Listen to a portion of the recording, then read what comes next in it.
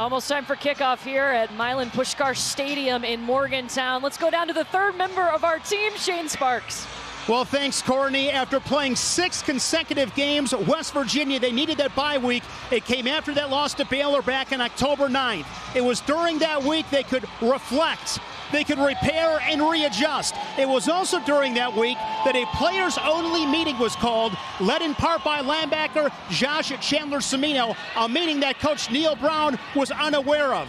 Chandler-Semino said he really felt it at home. They talked about how they wanted to finish the season. How do you want to be remembered? And it showed last week at TCU. They were more aggressive, more focused, played with a higher level of physicality. Can they bring it to the ball game this afternoon against the Cyclones? Iowa State going for 4. As we know, it's never easy in the Big 12. We're going to find out. Courtney? Yeah, they played their best, their most complete game, as you said, Shane, last week, and it started with the players.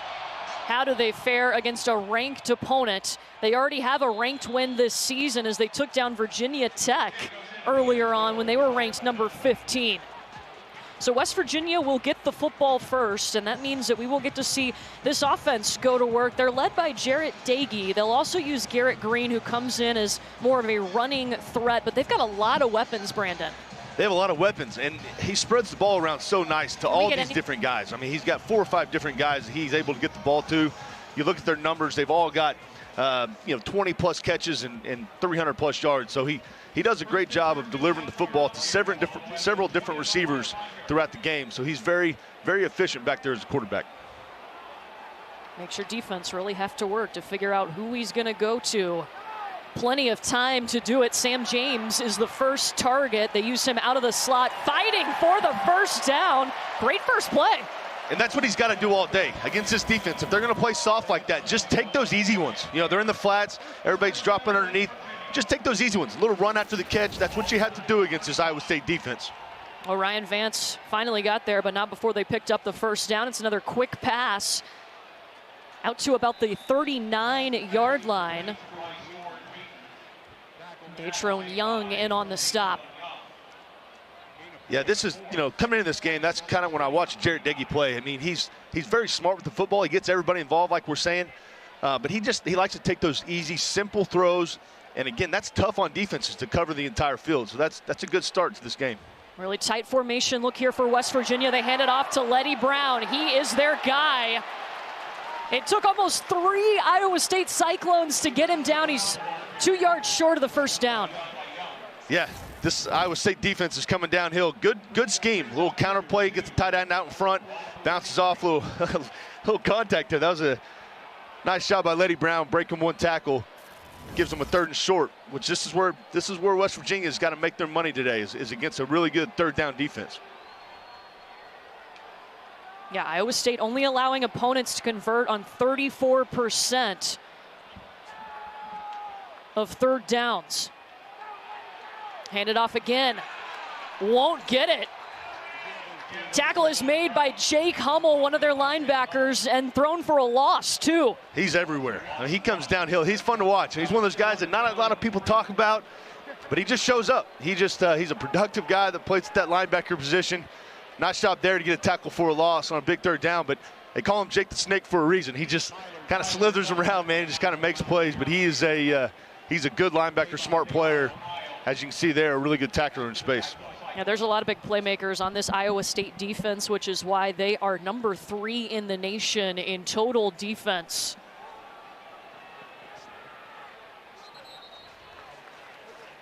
And now it is Iowa State's turn after a stop by their defense. Matt Campbell, what an amazing job that he has done with the Cyclones in his 6th season. All over the record books. But last weekend, I mean, it was so big just to see the players that bought into his system, that came to Iowa State when they weren't good. They get that win. The fans rushing the field. You're a part of something. That's big. After talking to him, it's easy to see why these kids want to come play for him. I mean, parents have got to feel good. Their kids are in good hands with Matt Campbell. He's a great football coach, a great leader of men, and runs a really good program here at Iowa State. And he's got these guys really playing good football. And, he brought this scheme in that has become really popular across college football. They'll give it to Breece Hall. He's a heck of a back. And West Virginia knew it. I mean, eyes are going to be on about 3 guys for sure. Brees Hall is one of them, Xavier Hutchinson, and then Charlie Kohler, the tight end. Yeah, 3 really good weapons right here. To me, this is going to be the difference on both sides of the ball. These 2 defensive lines are really good. They get a lot of push, so being able to stop the run, it's going to come down to those guys up front on both sides, offensive and defensive line, and who can control the line of scrimmage. As you can see right there, West Virginia does a great job of stringing him out and getting a tackle for no gain. It'll be interesting, though. This Iowa State offensive line is a veteran group, very experienced, as Purdy rolls out, and a rare toss to Chase Allen, one of their other tight ends. Usually it's Charlie Kohler. Yeah, Chase Allen's been here a long time. A little out route. He's been here a long time. He's kind of earned his keep. They've got the luxury to have 2 really good tight ends, and obviously Charlie gets a lot of the praise, but that's a nice play there. Pick up the first down. Yeah, a 12-yard pickup. Oh, Brees Hall! He gone. 20 straight games with a rushing touchdown. The man is a beast. That didn't take long. We were hoping he got that one just so he could tie Derrick Henry. What a job by that offensive line, giving him a whole. He's not a guy you have to give a whole lot of room to. He's able to make one cut. And once he gets out in the open field, he's hard to catch. He's an elite back, as you can see right there. You can't give him that much space. Gets him on the board early. He's, man, that didn't take long. What a special player he is. A 70-yard run. His longest run of the season is 75, by the way, but that one was pretty dang good. 3 plays, 83 yards in a minute 5. We got a little sparks on this rainy Saturday here in Morgantown. Brees Hall, a 70-yard touchdown, a statement for Iowa State early.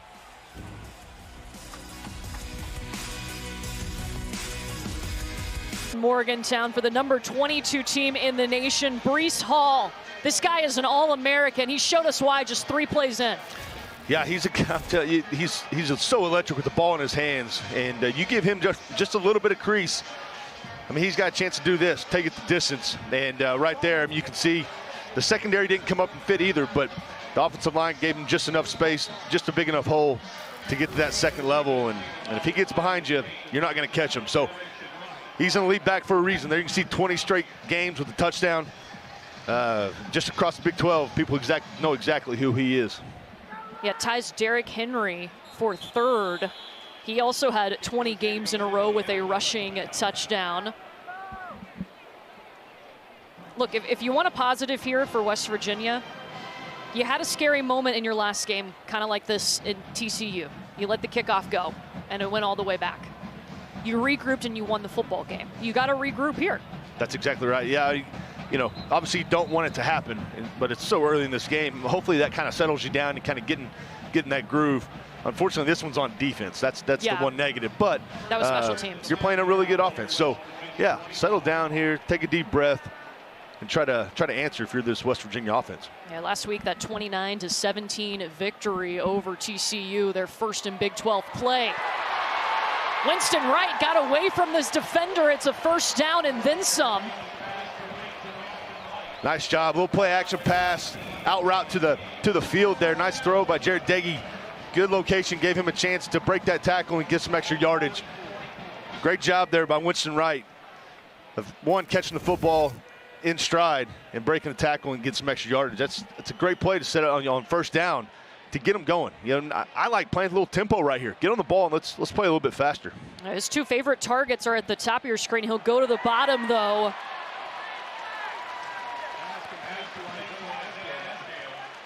And it's a pass to Isaiah Esdale. I'm sorry.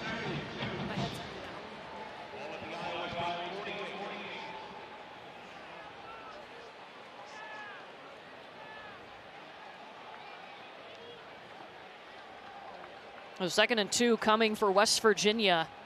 They are in Cyclone territory at their 48.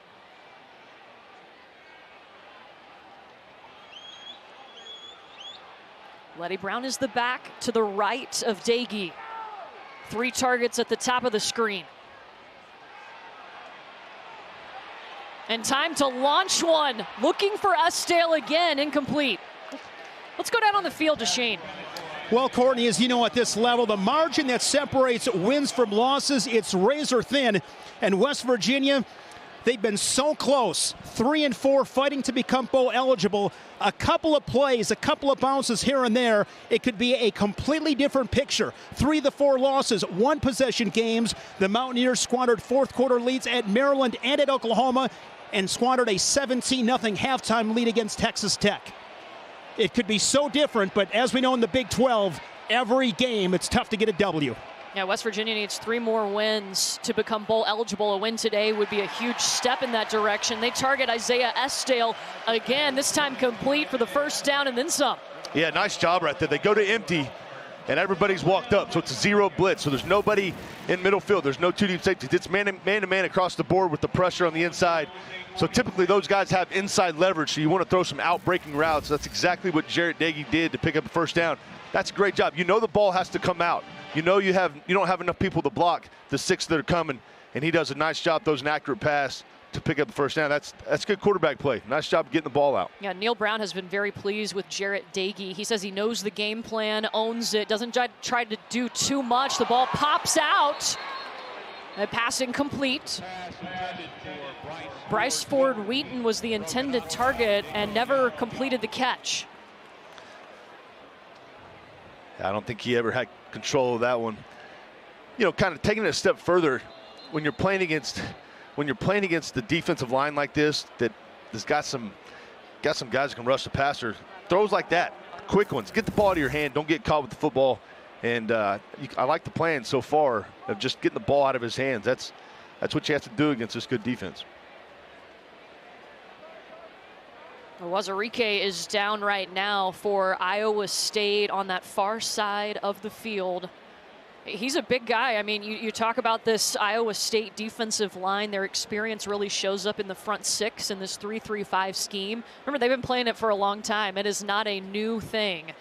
So Wazarike, a key member, experienced player in that. We'll step aside while they take a look at him. Iowa State with an early lead here in Morgantown.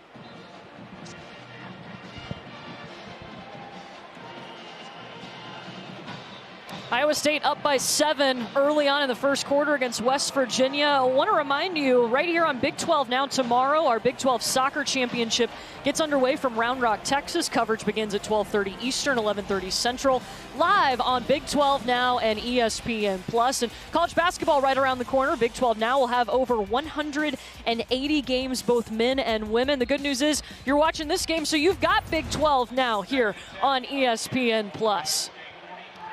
So they were taking a look at Iyoma Owazurike for Iowa State, still evaluating him. West Virginia driving, 2nd and 10.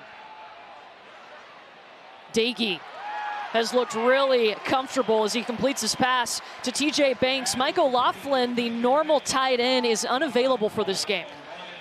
Again, he just disperses to so many different guys, so it's hard to play defense. You're not focused on one guy, but this is a nice job being patient. Nice little crossing route, throws it out in front, gives him a chance to run after the catch. Nice job. Right now, he's just standing back there, and it kind of looks like 7-on-7. They need to find a way to generate a little bit of pass rush to get Jarrett Dagey off the spot and force him to kind of be inaccurate. But right now, he looks comfortable back there, and he's throwing the ball, getting it out pretty quick. 3rd and 1. Hand it to Letty Brown. Room for Letty Brown. Taken down at the 21.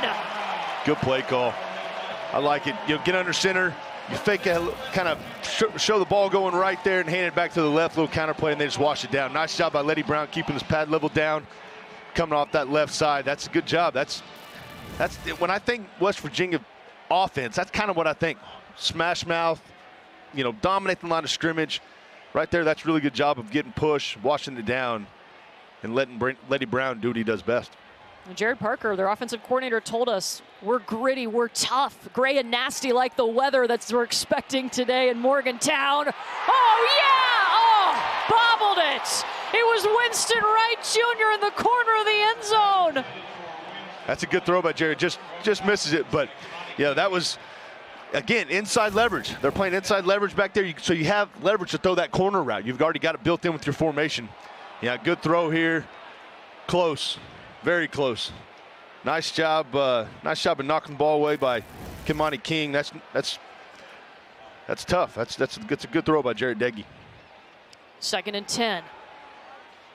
Looking to the near side again. Still just fighting for it. Gritty play. TJ Banks. Great job by Letty Brown. Come over, pick up the corner blitz on the other side of your screen there. He finds his big tight end, using that size, that strength, that speed. Nice job of fighting through it. Iowa State's been traditionally a really good tackling team. They've got to find a way to get him down. Nice job by TJ Banks fighting inside the 5. Again, TJ Banks, the backup, playing in place of Michael Laughlin. Didn't have a stat line before today. They'll flip Letty Brown to the other side. One receiver at the top, spread out is Bryce Ford Wheaton. Pass deflected.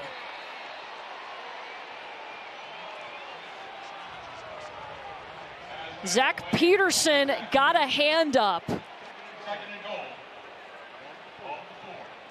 You know, we've talked about how difficult it is to face this 3-3-5 defense that really started with this Iowa State program. It's hard for a quarterback. It is. They make it challenging. I mean, when they drop 8, there's not a whole lot of space. So you got to be accurate with your throws. It's a zone coverage 99% of the time. So you got to use your guys, the high-low defenders, and use your eyes as a quarterback and throw in tight spaces. And you just got to be smart. Take what they give you. They'll run it with Brown. Stop 2 yards short. Peterson in on the action again.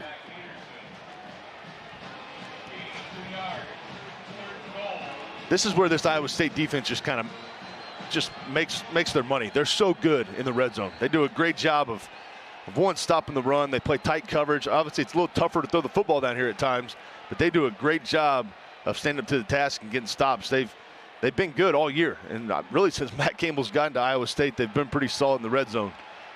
This is a big play right here.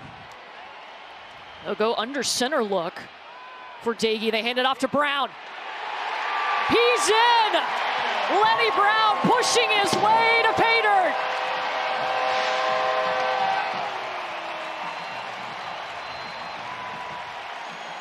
Just smash mouth football.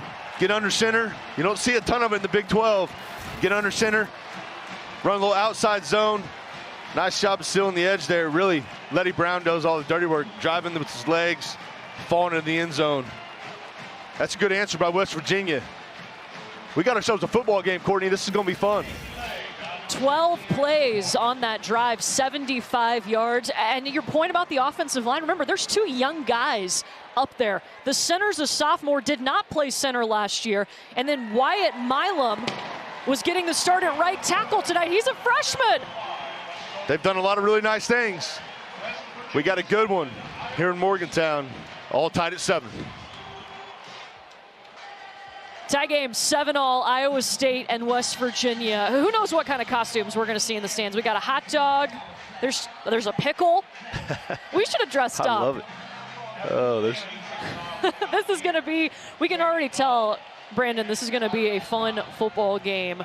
Iowa State started out with an electric play, a 70-yard touchdown run by guess who? Breece Hall. And then West Virginia responded with a really nice drive led by Jarrett Dagey. Letty Brown capped it with his 10th rushing touchdown of the season. Well, Matt Campbell has done just a fantastic job at Iowa State. His name all over the program now. The best winning percentage in Iowa State history. He's won over 57% of the games that he has coached for the Cyclones. Also a 3-time Big 12 Coach of the Year, including last season when he led them to a first-place finish in a New Year's Six Bowl. He has been so tough. They went to a bowl game, that New Year's Six Bowl, for the very first time, and you take a look at the defense that him and his coaching staff have put together for the Cyclones. It has made a difference and helped them get 10 wins over top 25 opponents. He picked up his 4th win over a top 10 opponent last week when they took down Oklahoma State. Breece Hall again in on the action, taken down by Josh Chandler-Semedo. Yeah, going back to Matt Campbell, I mean, it seems like every time a job comes open, his name's one of the first ones being thrown around. I mean, what he's done to take over this program and get it to where they're at now, and just, you know, looked at across the country as a team that, you know, you don't want to play, especially late in the year. They get better as the year goes on. He's done a fantastic job in Ames. He's got a lot of talent there too. Brock Purdy leading this group at quarterback off of play action. Was trying to complete it to Breece Hall as the pressure coming at Purdy. Yeah, great coverage downfield. They get a little pressure, get in Brock's face. He's got to get the ball out. Right there, they're generating a little pressure. That's, you know, they're just getting pushed. Nothing fancy, just a straight bull rush by pretty much everybody. No stunts, and they do a good job. Stills has been here for a long time, played a ton of football. He's been a great player here at West Virginia for a long time. You got to do that. If you're going to get in Brock Purdy's face, get him off his spot. If you let him stand back there, he's as good as anybody in the country. Dante Stills' brother, Darius, an All-American here at West Virginia, too. Here comes the pressure. Watch out, Brock Purdy. They spotted a yard short of the first down, but he had to run for his life. You know, he adds that. You know, right here, the left tackle, it looks like he kind of falls down, maybe trips, and he ends up, the left guard trying to pull out. He falls down. That's tough, you know. So you got a free runner coming. Brock really had no chance there, had to get out of his pocket. He's an athletic guy. He can run. He's got several rushing. I think he's got 140 some odd rushing yards this year. So he can use his legs, but right there, when you got a long down and distance, that's tough sledding against this West Virginia squad on defense. Yeah, Lance Dixon was getting ready to light him up, and they will bring on Andrew Mevis to punt. He's been handling both kicking and punting duties as of late. There were some struggles on special teams for the Cyclones early.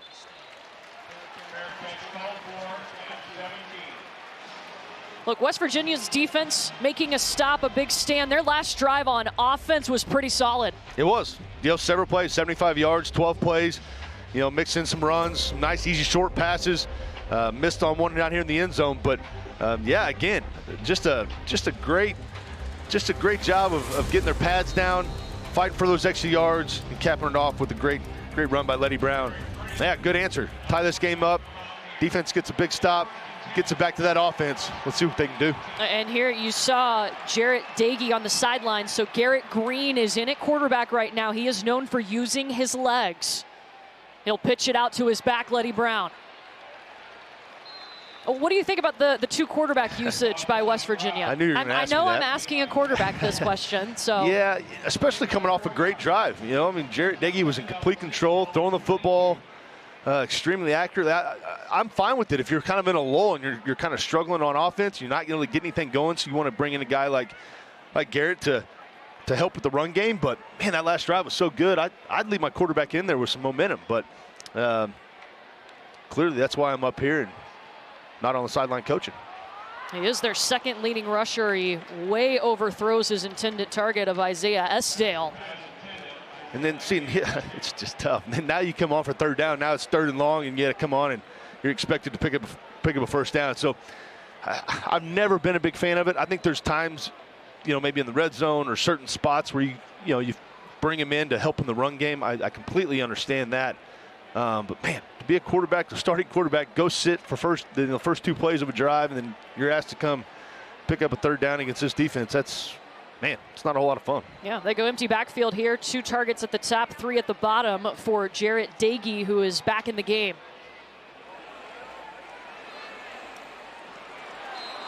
It was looking Caden Prather's way.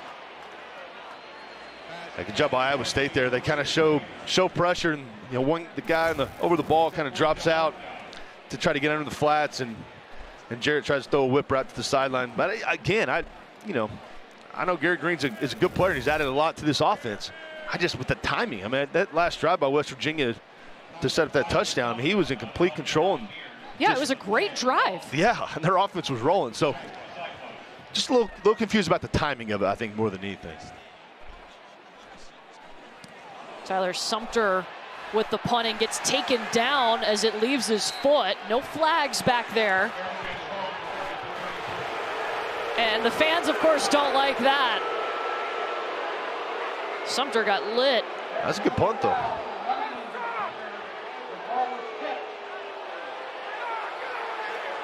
That ball went a long ways for being tipped. Wow. Now, Tyler Sumter averaging 44.9 yards per punt. You can't talk about the Big 12 and not talk about Oklahoma. What do you think about Caleb Williams taking over at quarterback? He's going to be a superstar. This guy, from the time he came in against Texas, is just letting a spark in that Oklahoma offense. What he's been able to do with his legs from the pocket, he's a total package. He's a heck of a football player. It's amazing he's still a freshman. So yeah, they're in good hands with 13 back there. He's brought a spark to that offense that really needed it, especially in a crucial time. Brock Purdy been his offense back out on the field, and the pressure's still coming at Purdy. Oh, goodness gracious. Tariq Milton just all alone having a party by himself. 68 yards. Great job by Brock there. You know, he uses that athleticism to kind of move around. He can't get outside the pocket like he wants to. Makes Josh miss. They leave him wide open in the secondary. There's clearly a bust there in the secondary. That is not what you're looking for, but great job by Brock Purdy keeping his eyes down the field and finding Milton behind the defense. That's a bust by West Virginia. They got to get that one a little bit cleaned up. Andrew Mevis on to attempt the PAT. Both touchdowns by Iowa State have been 68 yards or greater. A 70-yard rush from Breece Hall, and then a 68-yard pass from Brock Purdy to Milton. That was a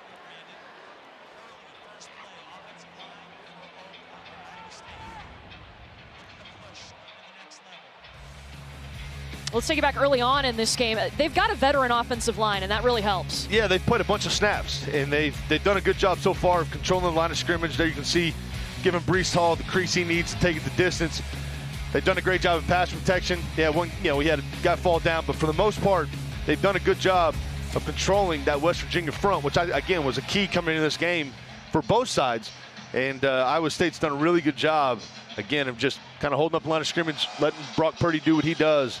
And they're a veteran group. They've played a bunch of football together, and their coaching staff made it pretty clear that they're guys they feel confident in. And when you're installing plays, if you have a good offensive line like that, that makes a huge difference, and it makes calling plays a little more simple, I guess, if you will, versus not having an offensive line that can protect. So far in this game, they've done a really nice job.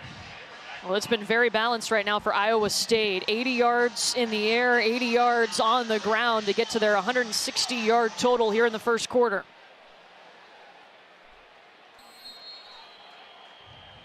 This one goes back into the end zone. So now you wonder, we saw Neil Brown, they sent out their other quarterback, Jarrett Green, the last time West Virginia came out. I know how you feel. You want to give it back to Jarrett Doege. He only got to run one play on that drive. Yeah, and I think it's a timing coming off of the nice drive before. So yeah, right here, Jarrett's going to go out, which is I think the right call. But yeah, I mean, you just give up a big play. Now you got to answer it again. So they're in the same spot they were on their first drive. So yeah, I think again, there's spots to use a second quarterback in the run game, but your starting quarterback's Jarrett Doege. Let him go out there unless things kind of go backwards. This is Tony Mathis Jr., who's worked his way into that second spot behind Letty Brown in the backfield of the Mountaineers. Isaiah Lee stops him. He was a nice spark for him last week. Kind of take a little bit of the heat off of Letty Brown and kind of give him a break. But he played well last week. He's coming off an injury, but he's a guy they have a lot of confidence in. They're excited to see him get going. Doege will drop back this time. An open target for him, Bryce Ford Wheaton. First down, Mountaineers. Great job. You can tell Iowa State's gone to this double mug, which means you have two guys basically over the center, and they can kind of fool you because sometimes they'll drop, sometimes they'll both come. They can kind of confuse your protections. But right there, nice job, nice, quick, easy throw, get the ball out of his hands, and they don't have time to get there. So you can tell they've done that a few times, especially when they were in empty. They would go double mug, and they show you that all-out look. So West Virginia's got to have a plan in protection to find a way to pick that thing up as this game keeps going along. Letty Brown coming out of the backfield. And is that something that it's Jarrett Doege recognizing that? Yeah, I think so. On the sideline between series, obviously it's going to be Iowa State's plan as this game goes. So they've got to talk and get with the offensive line coach and say, hey, how do we want to handle this? Do we want to, send the center to the let's say to the right, and then the back will be on the other guy on the inside if you're in a situation like this where your back is in the backfield. So there's several ways to handle it. They just got to be on the same page.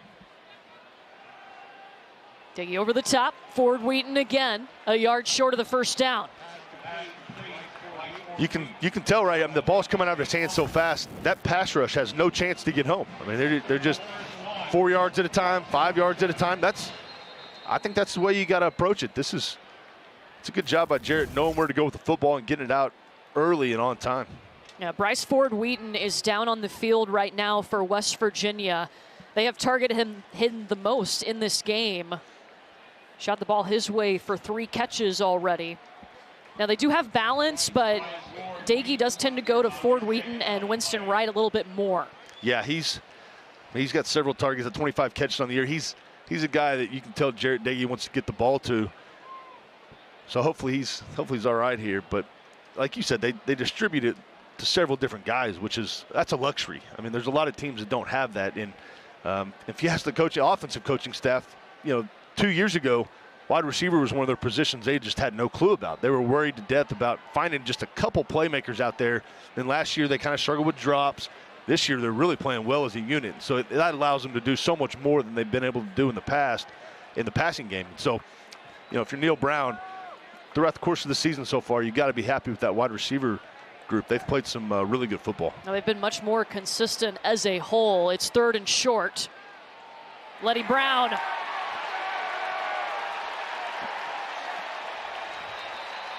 It's a good hard run.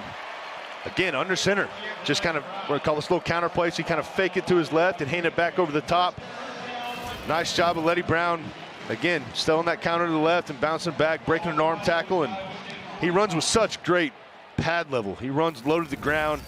And he's tough. You got to get down. You got to get low to the ground and go at his feet a little bit. He's a tough back to bring down. Over 500 yards on the season. Picked up his 10th rushing touchdown earlier in this game.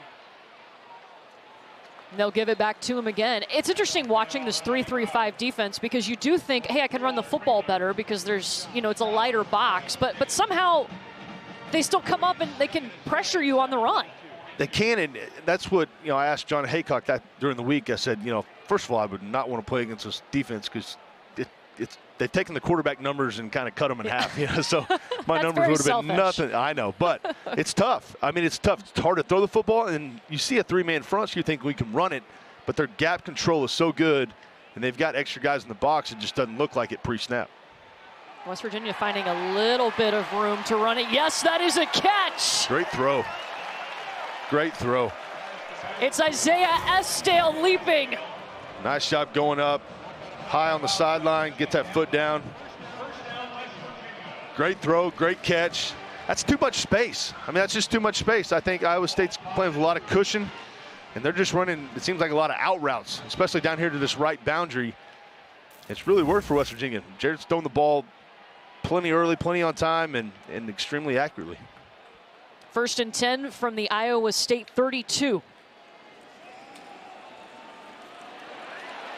Brown just puts his head down and busts up in there.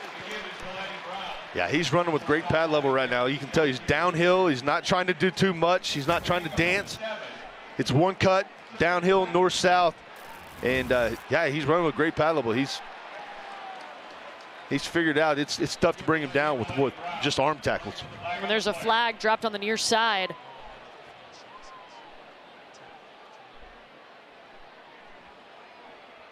I think there might be too many guys on the field. We'll get the call. Derek Anderson is our white hat today.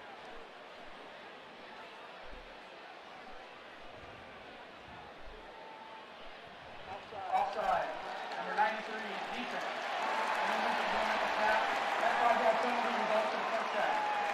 So offsides. That's the first penalty of this game.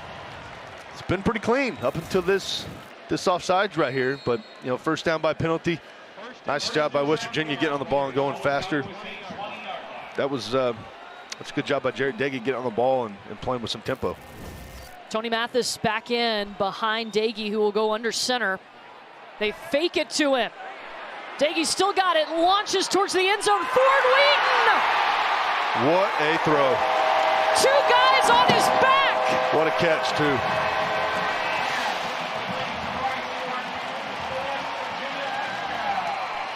I think he's good. He went down with an injury a second ago, but he's all right. It's good to have him back. When that ball was at its apex, I was like, oh, no. Yeah, what a catch. It was double covered over there, but he threw it where only his guy could go get it. Very nice. Off of a play-action pass, kind of throwing it back to the other side. I thought he was going to go over to Estelle, the other side. But no, he went to his guy. Bryce Ford-Wheaton, great catch in the backcourt in the end zone. Great job. I'm telling you, Jarrett Deggy looks like he's in complete control right now. What do you like most? I mean, he's gotten the ball out quick. He's made good decisions. There's so many things to choose from right now.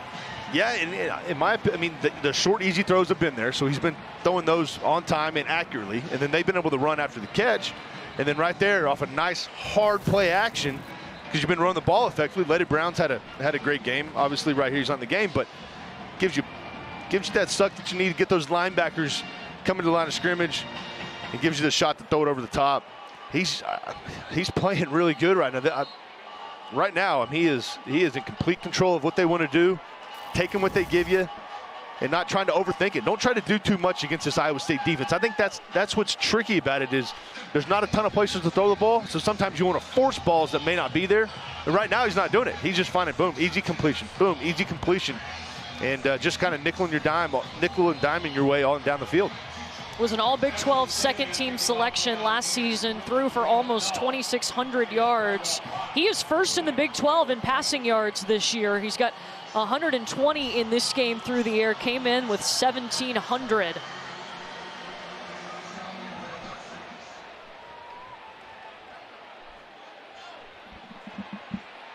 And Iowa State's going to try to return it. He's got a crease. You know, West Virginia fans holding their breath. It was Jalen Knoll on the return because they gave up a kick return for a touchdown last week against TCU.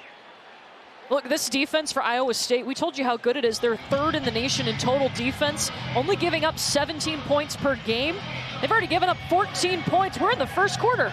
Yeah, I mean, we talked about it all week, Courtney. I mean, we were saying defense, defense, defense. You know, they both have really good offenses as well, but these defenses have kind of been their backbone, been now their steady force for them all year. And so far in this game, I mean, it's been some fireworks. So I'm an offensive guy. I love it. Let's score some points.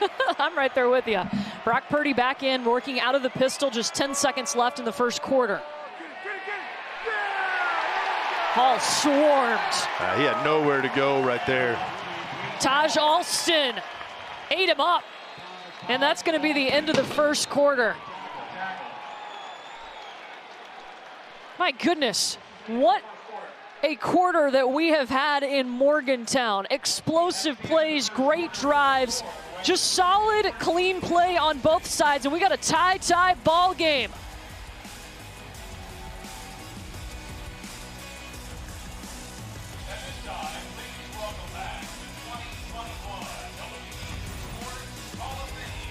Brock Purdy and this Iowa State offense going back to work. They've had some huge plays, over 68 yards a couple times today. Second quarter here in Morgantown. Courtney Lau, Brandon Whedon, and Shane Sparks down on the field.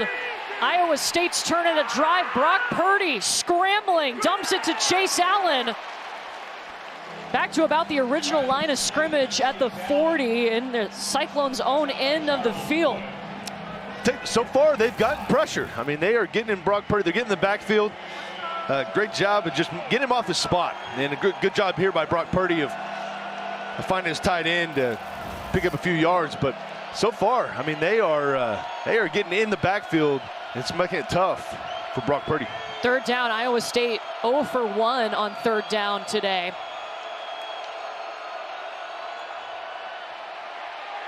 More pressure! Down goes Purdy! It was Josh Chandler Samito. They are flying around. This defense is flying around. They are getting pressure inside and off the edge. Nice job by Samito, just using his speed, his leverage to get to Brock Purdy. I'm telling you, this defensive line can flat out play, and they can get pressure several different ways. This is it's a good start by West Virginia. This is Isaiah Esdale. Got room. Uh-oh. Esdale dancing along the 50. Inside the 45, a player is down for Iowa State at midfield.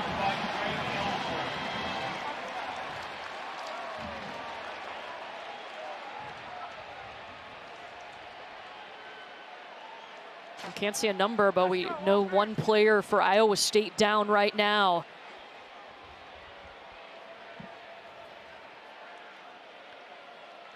What a spark. Isaiah Esdale returning this punt for West Virginia.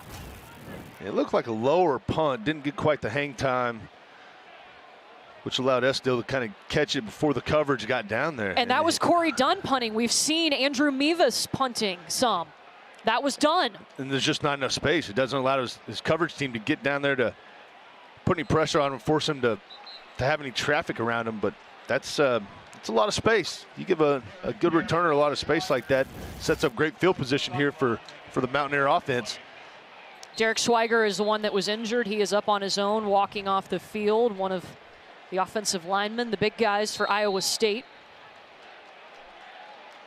Courtney, so far, I mean, I know there's been 28 points scored, but this game has been, in my opinion, won and lost, and the battle's in the trenches. I mean, offense and defensive line on both sides.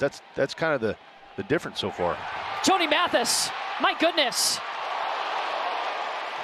First down with a huge collision, but Mathis just had open field in front of him before Isheem Young finally got there. Yeah, Will McDonald goes down. He's got to set the edge there. Number 9 coming off of the offense's left there. He's got to find a way to set the edge, not let that get outside and funnel it back to the internal side of that defense. And he just got washed down along the line of scrimmage. And that's too easy. It's too easy, and you give Mathis that much space. Brandon, he's going up against Wyatt Milam, who is a true freshman on that side. Yeah, and he's their guy. There he gets a little rush there. Oh. Mathis still a positive play. Yeah, McDonald won there at the line of scrimmage, but his ankles got broken there at the line of scrimmage. Nice job by Mathis of eluding him. But yeah, he wins the line of scrimmage here. Just, he's not used to tackling in space like that. But yeah, again, in the trenches, that's the difference. That's going to be the difference in this game as it continues to go. Is who can win in the trenches. And these are both good units on both sides of the ball. So it'll be fun to watch, see how it plays out. It's already been fun. 14 points apiece in this game. Dagey to the air. Winston Wright on the catch. 1 yard to go. Another outbreaking route. And Winston Wright is an elite route runner. He's a really good slot receiver. And again, if you give him this much space, see how he's inside leverage. He's soft and inside leverage like that. You have all the room to the sideline.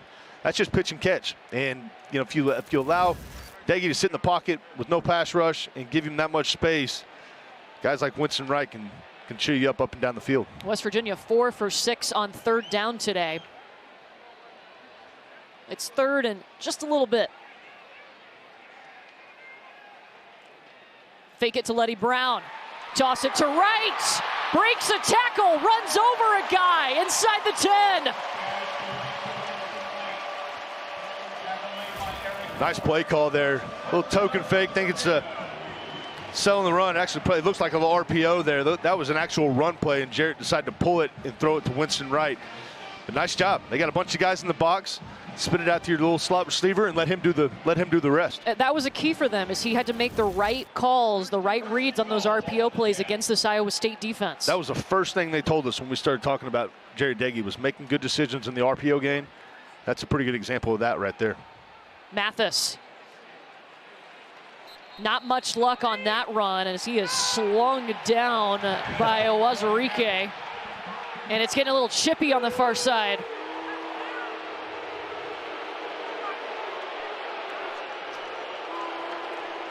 Yeah, I think if I'm Matt Campbell, I'm going to challenge this D-line. Hey, look, you're probably one of the strongest units on this entire team.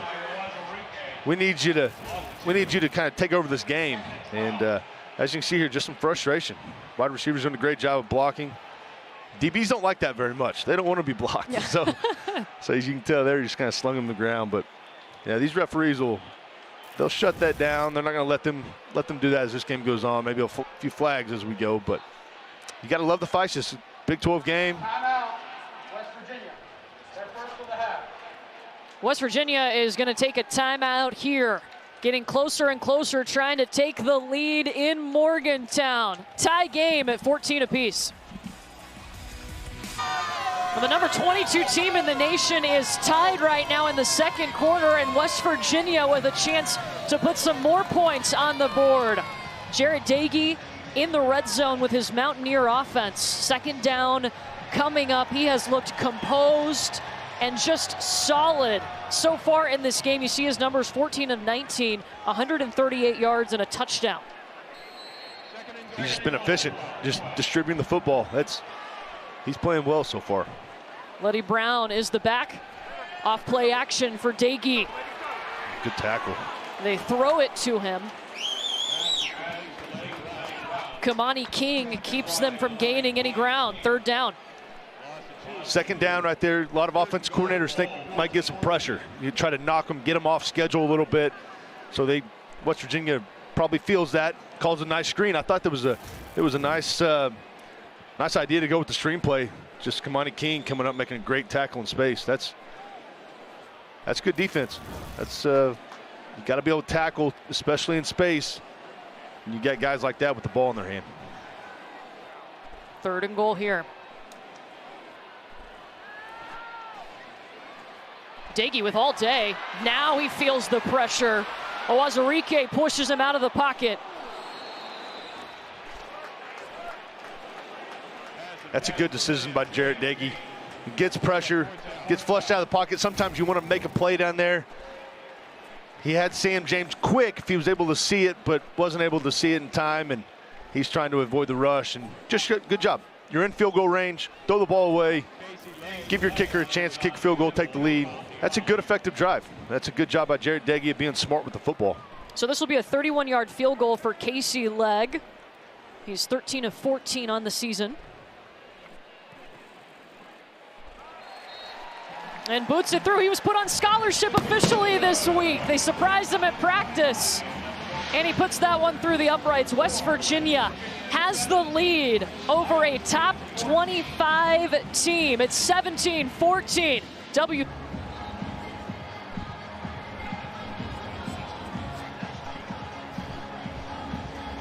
Look at this, West Virginia on top of Iowa State. A 31-yard field goal gives them a 3-point lead.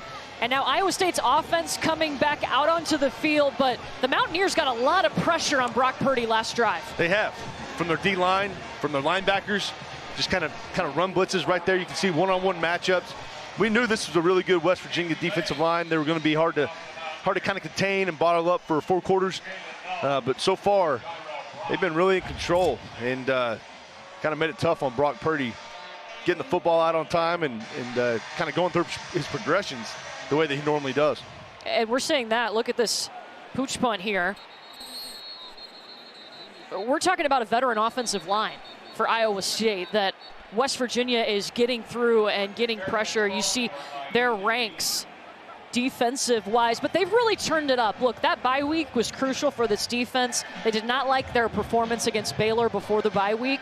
Refocused, regrouped, played great last week. Yeah, they're coming off their best performance, really on both sides of the ball, but particularly defense. And Neil Brown challenged them, said, "Hey, look, we got to play better." And that's in all 3 phases, and you can tell that they kind of took it to heart. The players only meeting, whether that helps or doesn't help, but that's part of it. You got veteran leaders.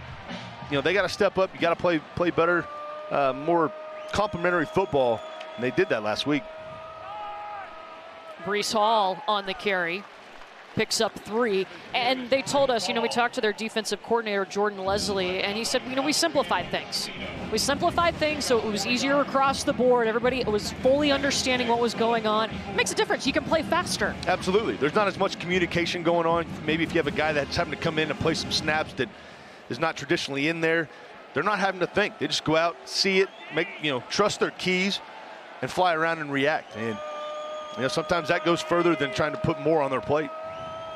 A pitch out to Breece Hall. Hall already has a 70-yard touchdown run in this game on their first drive. This is just a quick way to get the ball in Breece Hall's hands and get him outside the box and on the perimeter. But good job by Josh Semito to come up and make that play. That's good job setting up third down. But again, they want to get the ball to 28. And right here on third down, they love Charlie Kohler. So, as you can see, he's one of their favorite third down targets. They're 0 for 2 so far in this game. And he doesn't have a catch. He's a guy, I promise you, they're going to have to draw something up for him. He's a difference maker. He's the one in motion right now, number 88 in white.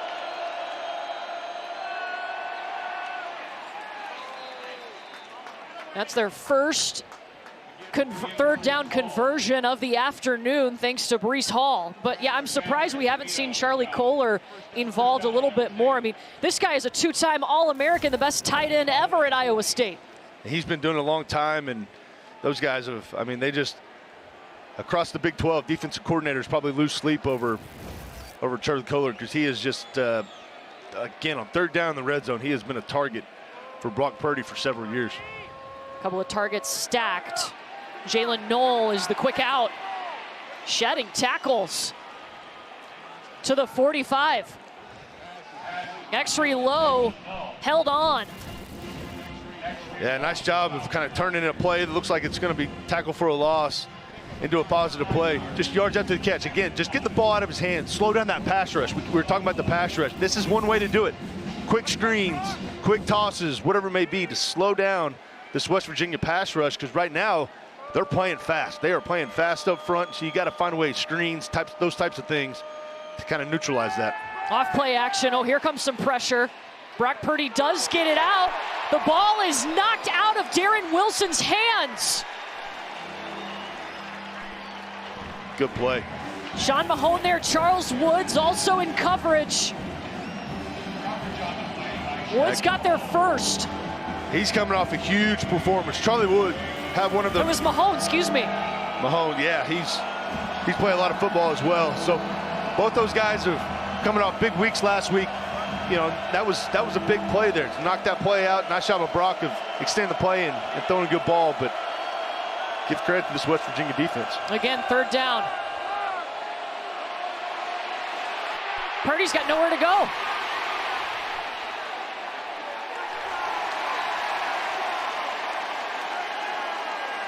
Just a three-man rush. But these guys, you can tell Brock Purdy doesn't feel real comfortable back there. His feet aren't set. You can see he's just kind of bouncing around. They're coming. So the longer you hold the football, they're going to continue to come. Really nice job of getting out of there, throwing the football away. Sometimes it's okay to punt. But yeah, that's, again, it's that West Virginia defensive line. Getting pushed, creating havoc. Taj Alston and Akeem Mesidor. They've shown up on tape. Those two guys play hard, and they are always around the football. Those guys have motors. That's one thing as a defensive lineman. Isaiah Esdale finally wrapped up. The punt was by Andrew Mevis. They've gone back and forth between Dunn and Mevis. Oh. We've seen it get chippy a couple of times already this afternoon.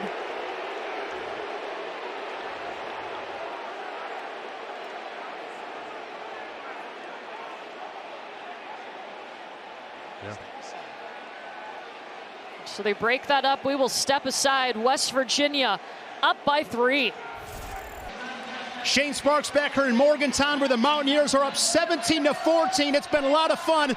West Virginia wanted to bring physicality to this bowl game against the Cyclones. They have done just that. Several occasions so far this afternoon. There's been pushing and shoving, and one thing I like, the officials are letting them play. No love lost between these two teams. Courtney? Shane, of course you like that. You're a wrestling guy. You love this. No flags, as Shane said, after it got a little chippy before the break. This is a pass to Letty Brown for the first down.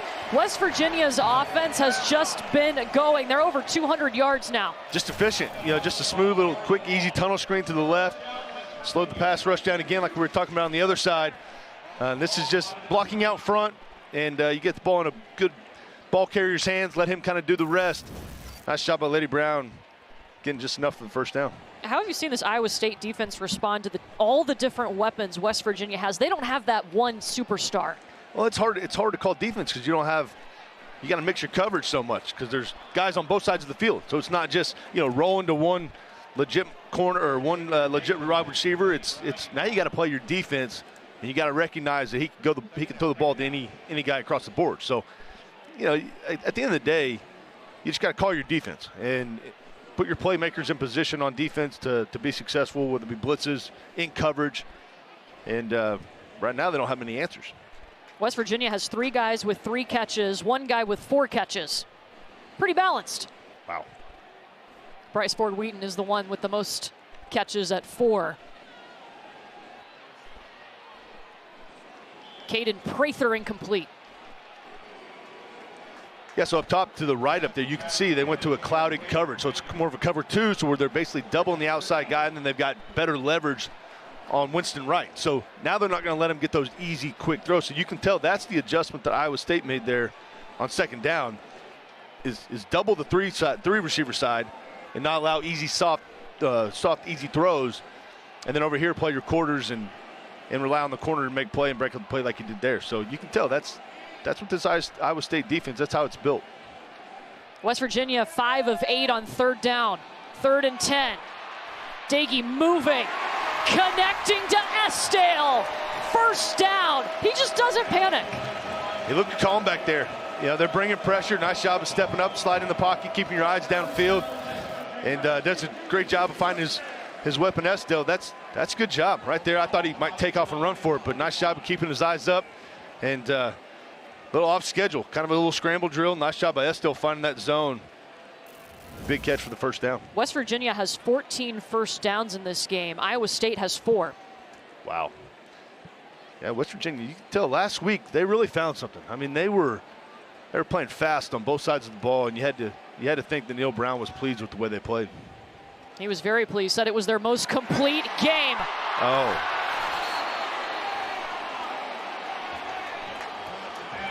That was a good throw. RPO Craig there. McDonald, wow. Those are tough. You threw a great throw. I mean, Jared Dagey put it right on the numbers. Kind of a rare deal. Bryce Ford Wheaton was not able to come up with it. Ball goes in the air.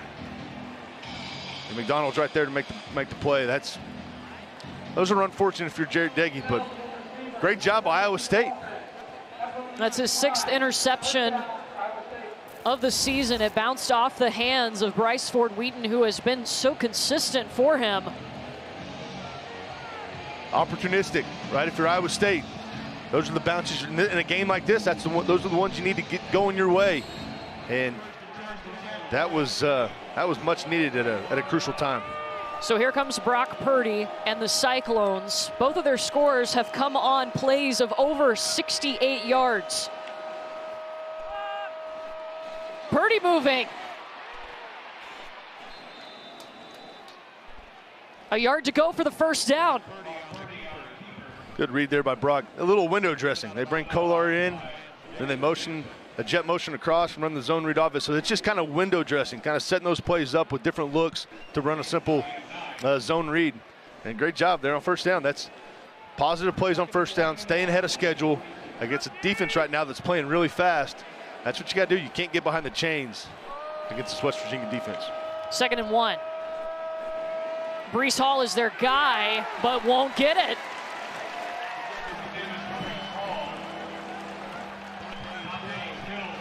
Alonzo Adai was there. Nice job. Just getting penetration by this defensive line. Shedding blocks. Nice job by Stills there. Forcing Brees Hall to bounce it outside, and Adai's there to clean it up. Nice job, just getting penetration, getting those offensive linemen stood up, playing with better pad level. And that's one thing that Iowa State was worried about coming in this game. Cyclones have already converted 1 time on 3rd down. Well, it's really close. It's going to be close.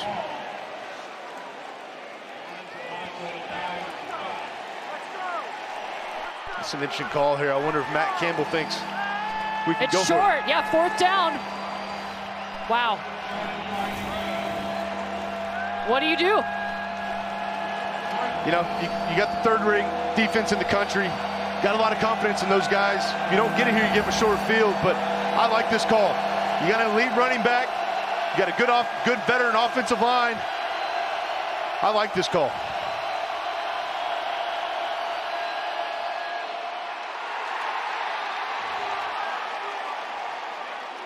They get it. Breece Hall. Gutsy play, and they remembering that their offensive line is a group of veterans. Yeah, great job, but right here at the end of the day, he just finds that hole and gets his head down just enough to get across the first down. But I like that call. Be aggressive. You got a good defense. Let's use our offense, try to stay on the field. They come back play action. Xavier Hutchinson. It's hard to believe we haven't called his name yet. That just his first catch. Charlie Kohler, their second leading target, still doesn't have a catch. Yeah, they've got a plan for Xavier Hutchinson. I mean, that's scary. They're doubling him. I mean, they're finding different ways to try to take him out of the game. He's their guy. He's their weapon. And right now, you can tell that West Virginia's pretty conscious about it, the way they're playing coverage.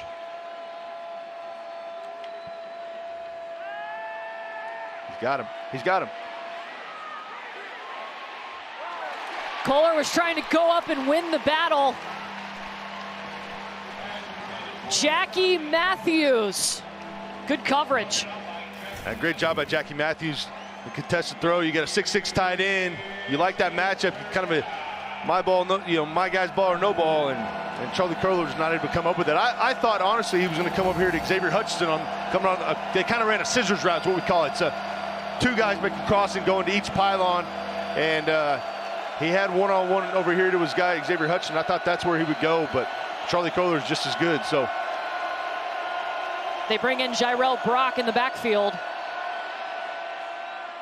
Off the fingertips of Xavier Hutchinson, and Iowa State now 1 for 6 on third down. This time they come after Brock Purdy, make him throw this ball a little bit quicker than he wants to. Tries to throw the out route. Brock's not able to set his feet and deliver an accurate throw, but that's all pressure. Brock wasn't able to step into it, which allows him, which forces him to throw an errant throw. Big play there for West Virginia on third down. They have come to play, particularly on third down. This has been kind of the key in the game so far through this first half. Yeah, came into the game, opponents were only converting 36% of their third downs against this West Virginia defense. This is Corey Dunn on the punt.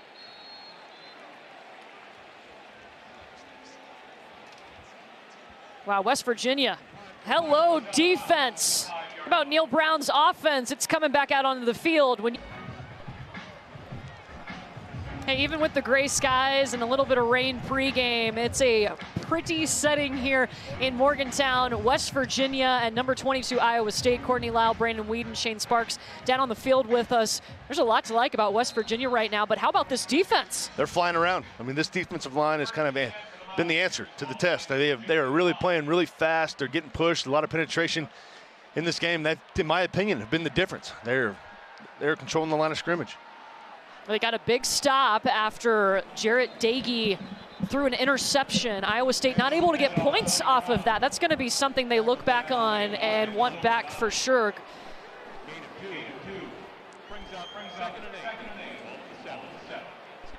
Yeah, those sudden change when you're in offense, you get good field position like that. You want to do your part. At least come away with some points, especially in a close game like this. And right now, West Virginia is playing with all the momentum. It just seemed like they're playing just a little bit faster on both sides of the ball. Yeah, you saw there what this Iowa State defense, who is third in the nation in total defense, is allowing, and West Virginia's almost hit all those marks. Just barely got it off to Letty Brown over the 10-yard line. Yeah, it brings up a third down. That's interesting though, because it didn't look like they were playing with a ton of sense of urgency. They weren't moving very fast, so to go out of bounds there, stop the clock, now it brings up third down. So if you're not really trying to go score, because it didn't look like they were in a big hurry, now it's going to give Iowa State more time if they're able to get a stop right here. They spread it out for Dagey. Over the middle, off the hands of Winston Wright. There you go. So now you only knocked 40 some odd seconds off the clock. and you're giving Iowa State the ball back with what should be pretty good field position, I'm not real sure I agree with the second down call. You know, if you're not going to try to go the length of the field in a 2-minute situation, you got to stay in bounds and keep that clock running, force Iowa State to use those timeouts. But great job by Iowa State. I mean, now defense did the job. Let's see if Iowa State's offense kind of stand up to the test and come away with some points right before the half. Now, keep in mind, Iowa State will get the ball to start the second half.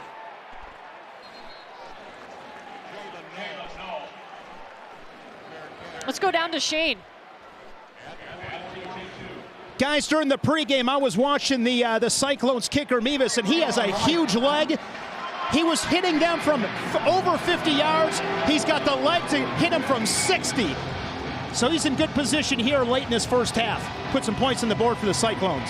His career long is 54 yards. He tied that when he hit one against UNLV earlier in the season.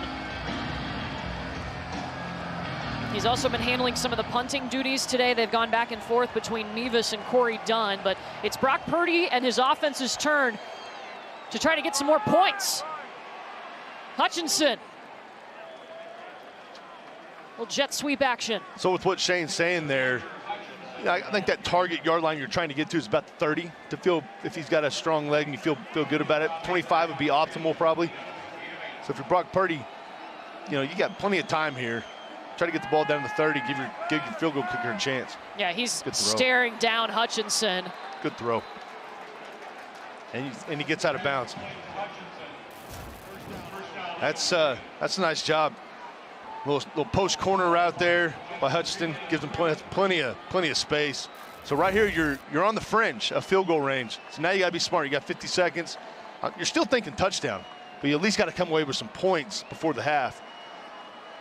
But right there, I mean, those two plays are kind of what we've seen from Iowa State these last 4 or 5 games. They've really played well on offense. So yeah, we haven't called Xavier Hutchinson's name very much, not at all in the first quarter.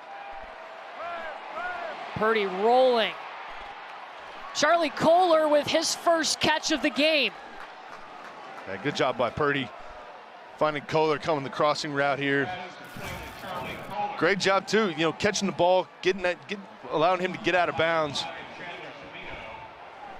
And now you feel like you're in field goal range. So now you got to use the clock, be smart. You got 42 seconds.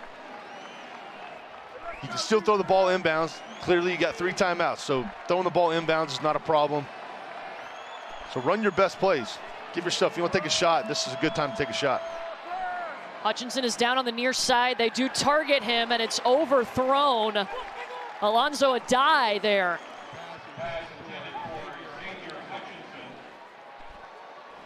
Yeah, they got 4 eyeballs on Xavier Hutchinson pretty much on every play. I mean, he's coming off of the week he had against Oklahoma State last week. It's pretty clear that he's his Brock Purdy's go-to guy. So they're going to have an answer on defense, try to slow him down, take him away a little bit. Andrew Mevis is their kicker, as we said, his career high of 54, which he tied this season. Good, little formation indicator. So the linebacker runs out there. You know it's some type of man coverage. And the play was stopped. Yeah, they were confused. The linebacker ran out to cover Brees Hall, which usually tells you it's some type of man, but then they tried to adjust on the fly as the ball was snapped. So yeah, West Virginia calling timeout. Smart timeout.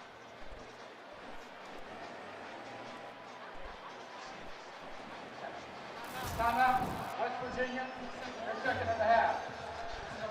Yeah, you can see right there, Josh Chandler-Samito's going out to cover Brees Hall. Well, we call those formation indicators. So, you know, you throw a back out in the, let's say to the left side there, linebacker goes out, you know it's some type of man coverage. If the corner stays out there and the linebacker stays in the box, you know it's some type of zone. So that's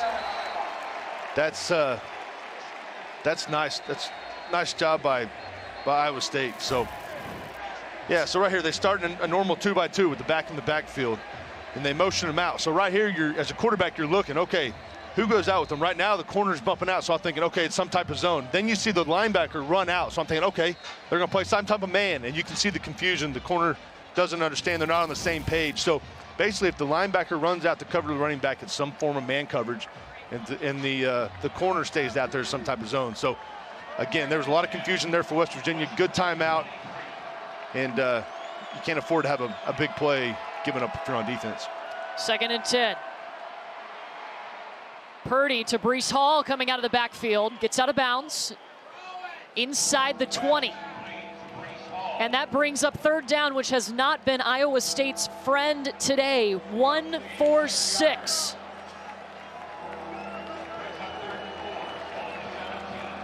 Yeah, this is for West Virginia. I might heat Brock Purdy up a little bit. You can see in the red zone right here. I mean, both these teams are really good. And West Virginia's defense is, top 20 unit, and Iowa State's a top 25 unit on offense. They do a pretty good job of coming away with points. So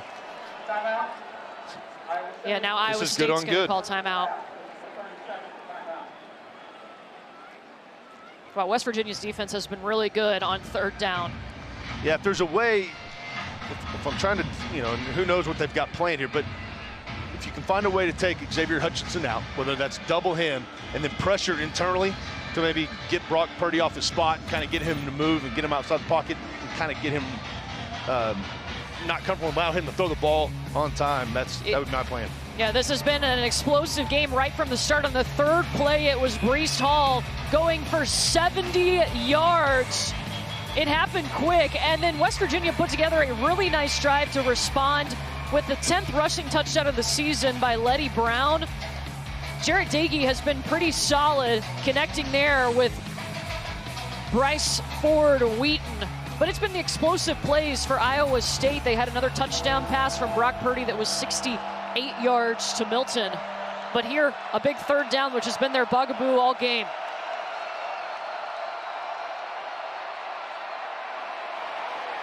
Purdy needs some help. It's a good decision. Yeah, they did exactly what I said. They ended up doubling Xavier Hutchinson. Didn't show it pre-snap. I was thinking, man, he's one-on-one. They're going to throw it to him. And that safety ended up flying over there to try to take him away. And then they pressured on the inside. You can see that they're doubling Xavier Hutchinson there on the left side, top of the screen. And they brought a little internal pressure to force Brock Purdy to move around. But again, smart play by Brock Purdy. You feel like you have points right here with the field goal. Don't force anything. Don't get a turnover right before the half. Come away with points and try to tie this game up. So Andrew Mevis on to attempt the 34-yard field goal.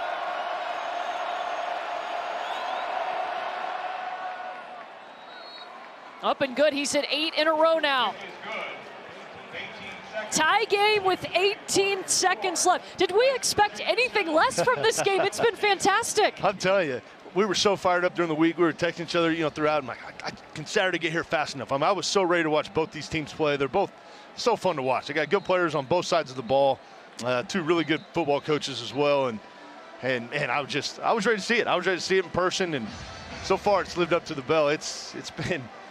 We've had some fireworks and we've had some really good defense. And that's as a fan and as a person sitting up here, that thinks they know what they're talking about. That's fun to watch. And so this has been a good first half. Courtney Lau, Brandon Whedon, Shane Sparks with you. Iowa State has won the last 3 against West Virginia. Of course, they're coming off of that big upset of Oklahoma State. Sorry, Brandon.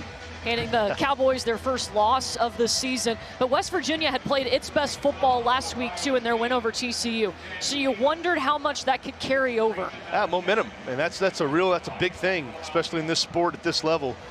They had the bye week that they felt like came at the right time. Got a big win last week against TCU.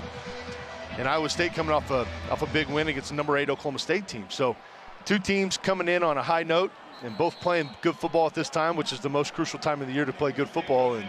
And if you're both coaches, you got to be pleased with the way your guys have responded as the season's kind of gone on. I think, too, you look at this West Virginia offense, they have 229 total yards. I'd like to remind you that Iowa State only allows 226 a game, and that's 3rd best in the nation. I mean, again, I'm not real surprised, I would say. I mean, I've watched pretty much every game of this West Virginia offense all year, and in spurts, they've played really well. And, now it's all about adjustments. Who can make the most adjustments at halftime and here in the second half to get over the hump? And both teams are playing playing pretty solid on both sides of the ball. Drama at halftime here in Morgantown, 17-17 as West Virginia looking for its second win over a ranked opponent this season. Iowa State will get the ball to start the second half.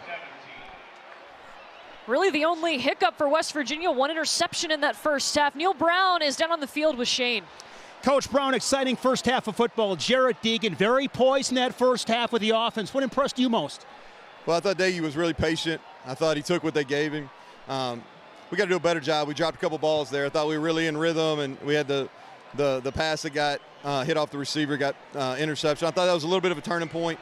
I think the first two drives in the second half, their drive on offense, our drive on offense, is really going to have a big determining factor on this game. This is familiar territory for your Mountaineers, another one of those toss-up games. What will you challenge your locker room with here at halftime? For us, it's about being physical. It's straining all the way through plays and doing what we're coached to do. If we do those three things, then I feel good about it. Thanks so much. Enjoy the second half. Thanks. Halftime score, we are tied at 17 apiece. Number 22, Iowa State, on the road in a battle here in Morgantown.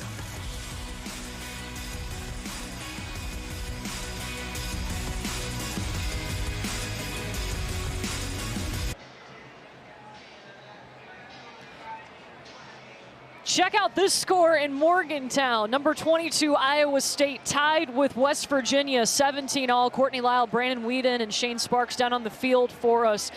It was an exciting first half, and it started from Iowa State's third play of the game. They give it to their guy, Breece Hall, just busts one for 70 yards. Yeah, and that's a guy that they knew they had to stop coming in this game, and right out the gate, he gets a crease. And when he's in the open field, he's going to be hard to catch.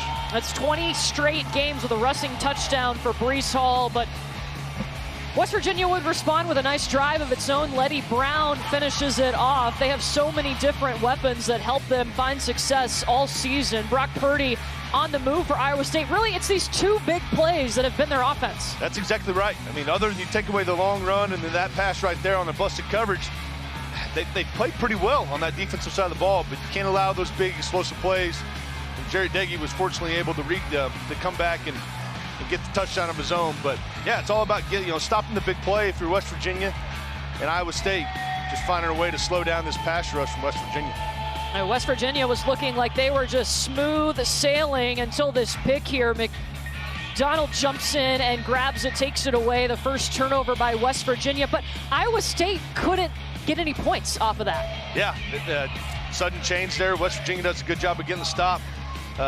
Then they go 3 and out and give the ball back. But yeah, you can see there, I think the biggest difference, the one that stands out more than anything, is third downs. Right now, Iowa State's 1 of 7, whereas West Virginia's 60%. So I think that right now is the difference in this game. Let's go down onto the field with Shane. Well, coming out of the locker room, Coach Campbell gave every one of those Cyclones a high five. He had some energy. That was the headline in the first half. West Virginia had more energy. Coach Campbell acknowledged that, tipped his hat. He said, in the second half, it's very simple. Who has more energy? Who has more intensity? Who has more fight? His words, another war here in the Big 12. They're used to it, and they welcome it. Courtney? Iowa State is trying for its 4th straight win over West Virginia. The Mountaineers have not made it easy, Shane. And remember, Neil Brown told Shane going into the half, these first 2 drives for each offense are going to be critical. That's exactly right. You can tell right here, West Virginia went 4 down right here. They've been doing a little bit more 4 down, which they're traditionally a 3-down team, but yeah, they're trying to give them a little wrinkle. They haven't really prepared for a whole lot probably. But nice job, plenty of protection here. Ball just a little bit too far out in front, but I think Iowa State's got to get back to just find easy completions, quick game, get the ball out of Brock Purdy's hands, and find those, again, 5-6 yard completions to get down the field. And then once they get up there and start pressing you and start getting tighter coverage, and then you take your shots. But right now, they got to find a way to stay on the field. And we didn't really talk about Hutchinson or Kohler until the last few plays of the second half. And Breece Hall, outside that 70-yard run, he's only got about 10 yards. Yeah, again, we've talked about it as this game's gone on. that defensive line. I mean, look at Mesdor right there. He never gives up. Brees Hall's he's an elite back. Look at this. He runs him down. I mean, that's just pursuit. 11 guys to the football, just getting penetration, getting in that backfield, and not stopping. That's all effort. Right now, Matt Campbell said he wanted to see his guy play faster, play harder. Right now, you give up a third and long situation. This is not ideal for the Cyclones. Jirel Brock is the back with Purdy. 3rd and long. Remember, they've only converted once on 3rd down. They swing it to Brock. No chance here. West Virginia's defense is just getting better and better. They're playing, that's a nice little screen there. You don't have many calls on your play sheet in 3rd and extra long. Those are tough, but they are. I mean, they're getting pressure with their front. They're not having to blitz a whole lot. I mean, really, the 3 or 4 down guys or the down line are ones getting a lot of the pressure and the penetration in the run game. So that allows those second-level guys, the linebackers, to run sideline to sideline. And right now up front, they're kind of having their way with Iowa State's offensive line. It'll be interesting to see if they use some more of that 4-down front that we saw them come out here in the 3rd quarter with on this drive. Isaiah Esdale calls for the fair catch for West Virginia. The 4-down thing's kind of interesting too, because it adds more bodies, more big guys in the front. So it's harder to move those guys, which in turn makes it a little bit tougher to run the football. Those gaps are a little bit different, especially when you're used to going up and you're prepared for a 3-down front. Just more size and speed. They've got speed on that D-line as well. But, just a little bit different philosophy, a little bit different game plan when you're going versus a 3-down versus a 4-down front on defense. So got to make adjustments. These coaches are some of the best in the country at what they do, and their job as this game goes on both sides of the ball is to make adjustments to put their players in position. So now the first time in the 3rd quarter we will see West Virginia's offense. Letty Brown gets the call. Ball is out.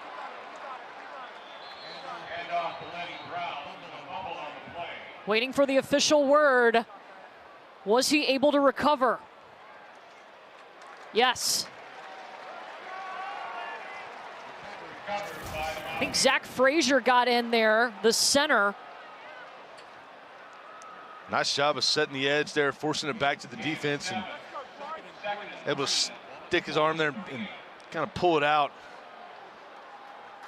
And West Virginia was able to fall on it. But that's for Iowa State, that's encouraging. Get the ball out, see if you can get the ball on the ground and force some turnovers. Yeah, Anthony Johnson helped strip the ball from Letty Brown, but they give it back to him.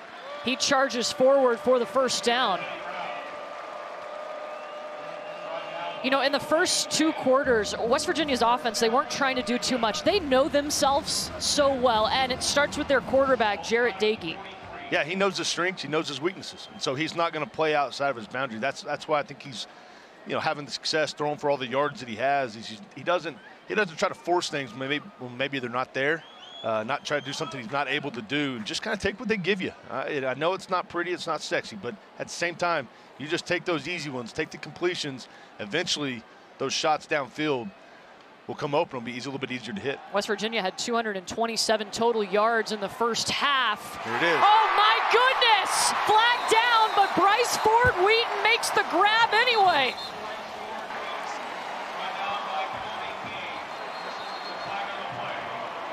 Yeah, it's on Ford Wheaton.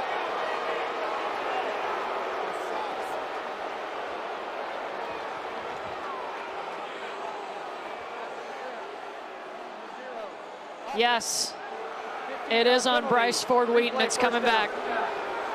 Yeah, he got one-on-one with his guy on the outside and stays on top. Does a nice job. Just extend just a little bit, and that referee's right there to throw the flag. What do you think about that? I don't see a whole lot. I'll be completely honest. I don't see a whole lot there, but I think he saw just early at the very top of the route, maybe just a little straight arm, I guess. I don't know. I didn't see a whole lot there. I thought that was a pretty good. You got to let these guys play. I mean, there's hand fighting going all the way down the field. Yeah.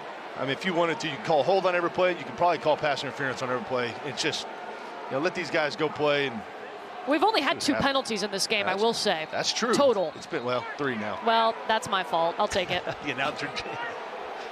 Dang it. Number 2, offense. 5-yard penalty. First down.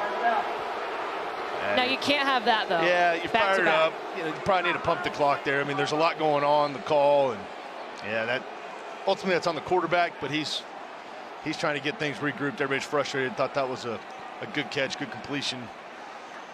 Hey, Iowa State knows their pain. Xavier Hutchinson was the victim of the worst call ever last week on the taunting. Oh, man, that was... Going into the end zone. Brutal. Uh-oh. Oh, goodness. By Jake Hummel. You can see that one coming. Jake Hummel, Jakey Snake. There he is again. Yeah, that's just a bad decision by Jared Deggy. He knows he can't do that. Throw it late over there. And, you know, it's not there. Good coverage downfield.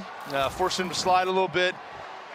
Now he's working over here to the left. Has to slide to his left because of pressure and just kind of feels that pressure coming. And throws the ball he probably shouldn't. Just throw it over his head, move on to the next play, but he doesn't. Jake Hummel's right there to pick it and take it the distance. That was, yeah, Jared, he's played a lot of football. That's one that he'd probably like to have back. Wow, 3 tough plays in a row for West Virginia. The offensive pass interference, then the delay of game, and then a pick 6. Remember, John Haycock, their defensive coordinator, we asked about Jake Hummel, and his face lit up. He loves this kid. He gets a pick 6, a huge momentum swing for Iowa State. They are up 24-17 early third quarter. Break. Neil Brown very frustrated. You can understand why. I mean, it was a tough call, the offensive pass interference, but no matter what that call is, you can't have a delay of game and then throw a pick 6 on the next 2 plays. Yeah, and Jarrett Deggy knows that. I mean, that, you know, it's an unfortunate call. It doesn't go your way. Look, put it behind you. I mean, you got to have a short maybe playing the position. You know, the delay game, I mean, unfortunately those things happen every once in a while, but the interception, he knows better than that, but unfortunately, when a game's this close like this, you know, it just feels like such a big play. I mean, it's just. And Neil Brown told us the first couple drives for each team would be key, and this is not the way he wanted his offense to go. Yeah, that's me. I think he was exactly right at halftime. When Shane was talking to him, those were one of the few things he said. And I mean, that coming out of the half again. I mean, you go in there, you make your adjustments, you get everybody right. You know, you take care of your business. And the first drive on each side of the ball is usually one of the bigger differences, one of the biggest drives of the game to kind of determine the outcome.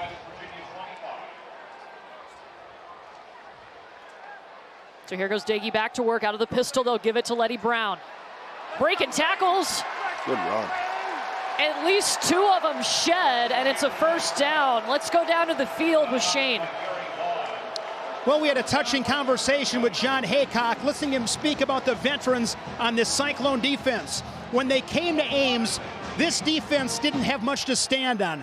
They didn't have much defense, so these guys had to believe in stuff they could not see. They had to have faith, and Coach Haycock spoke about the gratitude he's got for these guys, how proud he is. He got a little emotional, and it was clear to hear just the love and admiration he has for this group of Cyclones on defense. Yeah, and they have been so great, Shane, all season, 3rd in the nation in total defense. But West Virginia has certainly tested them today, pass complete to Letty Brown. They had, it's on completions like that. They're not long, they're not down the field. A lot of just shorter, intermediate type throws. You know, right there, that's good coverage. They're playing 4 over 3 over here to the left, and you're doubled up top. So there's, you know, by numbers, you know, you don't know exactly, you know, where to go with the football pre-snap, but you got to kind of read it on the fly. But yeah, it was, that's got to be their plan. They got to get the ball out on time. Don't let this Iowa State pass rush get home. Well, they've brought Garrett Green in the game now. He is known as a running quarterback. Now, in the first half, we saw him come in after the great touchdown drive led by Daggy. Do you like him coming in now after the struggles? Yeah, I mean, really, it's just the struggle of that one drive. I'm fine with it there. Obviously, he's coming out of the game here, and Jared's going back in on 3rd down. I don't know. I mean, any two quarterback situation, I'm not just completely fond of. I know the element he brings. Now you're asking your starting quarterback to come back on the field in a 3rd medium situation. So I'm fine with it there. At least it set up a decent down to gain. Daggy launches one up. Yes! What a throw. Winston Wright! Money! Yeah, they came after him. Iowa State came after him. They brought pressure up the middle. Jarrett Dagey stands in the pocket. Got a free runner, takes a little bit of a shot there, throws an absolute dime to Winston Wright down the field. That's just speed. Not a whole lot of move, just get to the outside. You have all that room to the boundary to throw the football. Jarrett Dagey throws it exactly where he needs to for a big play on 3rd down. 35-yard pickup. Dagey to the air again. What a catch. Bryce Ford Wheaton. Wow. Oh, my! What a catch. Seriously! Wow. They teach you as a quarterback, on the back end of the end zone, throw it high. And on the front, on the goal line, throw it low. What an absolute great throw. Great catch. We'll see if this thing stands. I mean, he landed out of bounds, but if he's able to get that foot down, what a catch. Oh, my God. Whoa. That goalpost kind of gets in the way there. Yeah, they're going to review this. But did he have control of the football? Oh, man. God, this is where it gets interesting. I'd hate to be in that booth. Holy Courtney. What I a know. catch. Mark Marsden is the replay official. His foot is down there. Did he have control of the football? I think he did. I think he did. I think he did. I mean, an absolute great catch.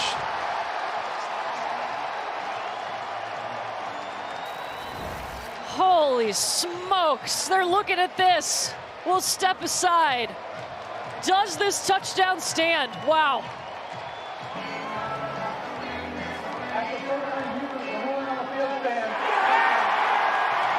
The call stands. Bryce Ford Wheaton. He has had some incredible catches today, but this one tops them all. Goodness. Great throw. Great catch. Good body control to get your feet down inbounds. That was impressive. Casey Legg tacks on the point after. Bryce Ford Wheaton, 5 catches, a couple of touchdowns. He only had 1 receiving touchdown coming into today. He's definitely their target. He's their big play target guy. I mean, they target him probably more than anybody else on the team.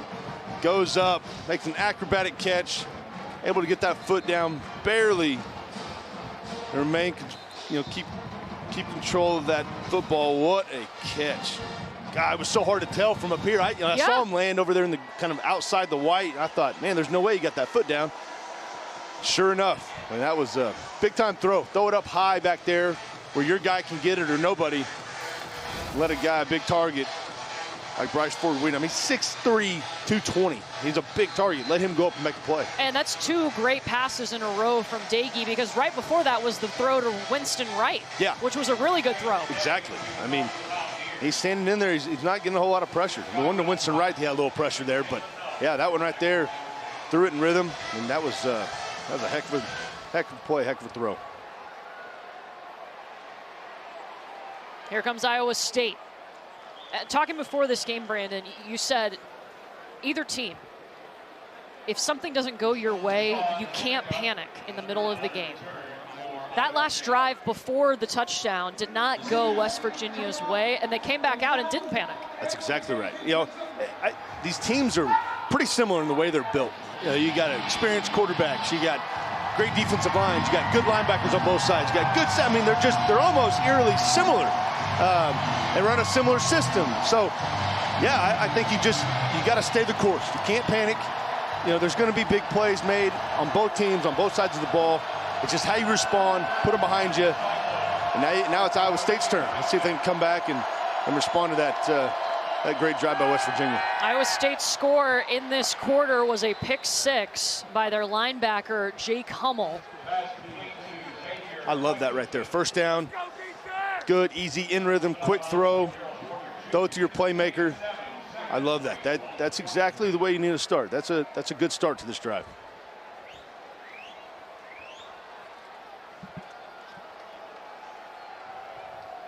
Brock Purdy is so athletic, and he can use his feet, and he moves around so well. But, man, he can stand in there from the pocket and throw it. I mean, he's He's played a long time, trust me. I've seen him do it for years. There's no stage too big for him. Yeah, he was on a huge stage last week. Oh, goodness. There he goes. Brees Hall! Just carrying a guy with him. What a Come run. on, son, we're going. Wow. What a run. Wow. When in doubt, turn hands 28. Wow. And that's a big crease there. Nice cut in the hole. And his speed. Just bring him along for the ride. Get him in the end zone. He deserves it after that run. That was, wow. Man. Brees Hall started this game with a 70-yard touchdown run. This goes for 53, short of the touchdown. You know what's crazy about Brees Hall is I've seen him play on TV for years. A lot of things. Well, yeah. I mean, he's crazy talented. But he's a little faster in person. Yeah. And I knew he was fast, but I mean, like the touchdown run, third play of the game, I mean, you weren't going to catch him. I mean, he has got juice. And, man, I've been a big fan from afar, but seeing it in person is impressive. Over the 100-yard mark, he's got 12 rushing touchdowns on the season. Can he make it? Lucky 13, short. We've talked about him a little bit ago, how stingy these defenses are down here in the red zone. They're 2 top 25 units in the country. So you got to earn it. You got to earn it. Penetration there. You can see the line of scrimmage. It's in the offensive backfield. If they want to score here, if they want to run it in, this Iowa State offensive line got to get lowered. It's all about pad level and will, grit, determination, all the stuff that these offensive line coaches preach to these offensive lines. You got to win the line of scrimmage. Can't allow penetration here.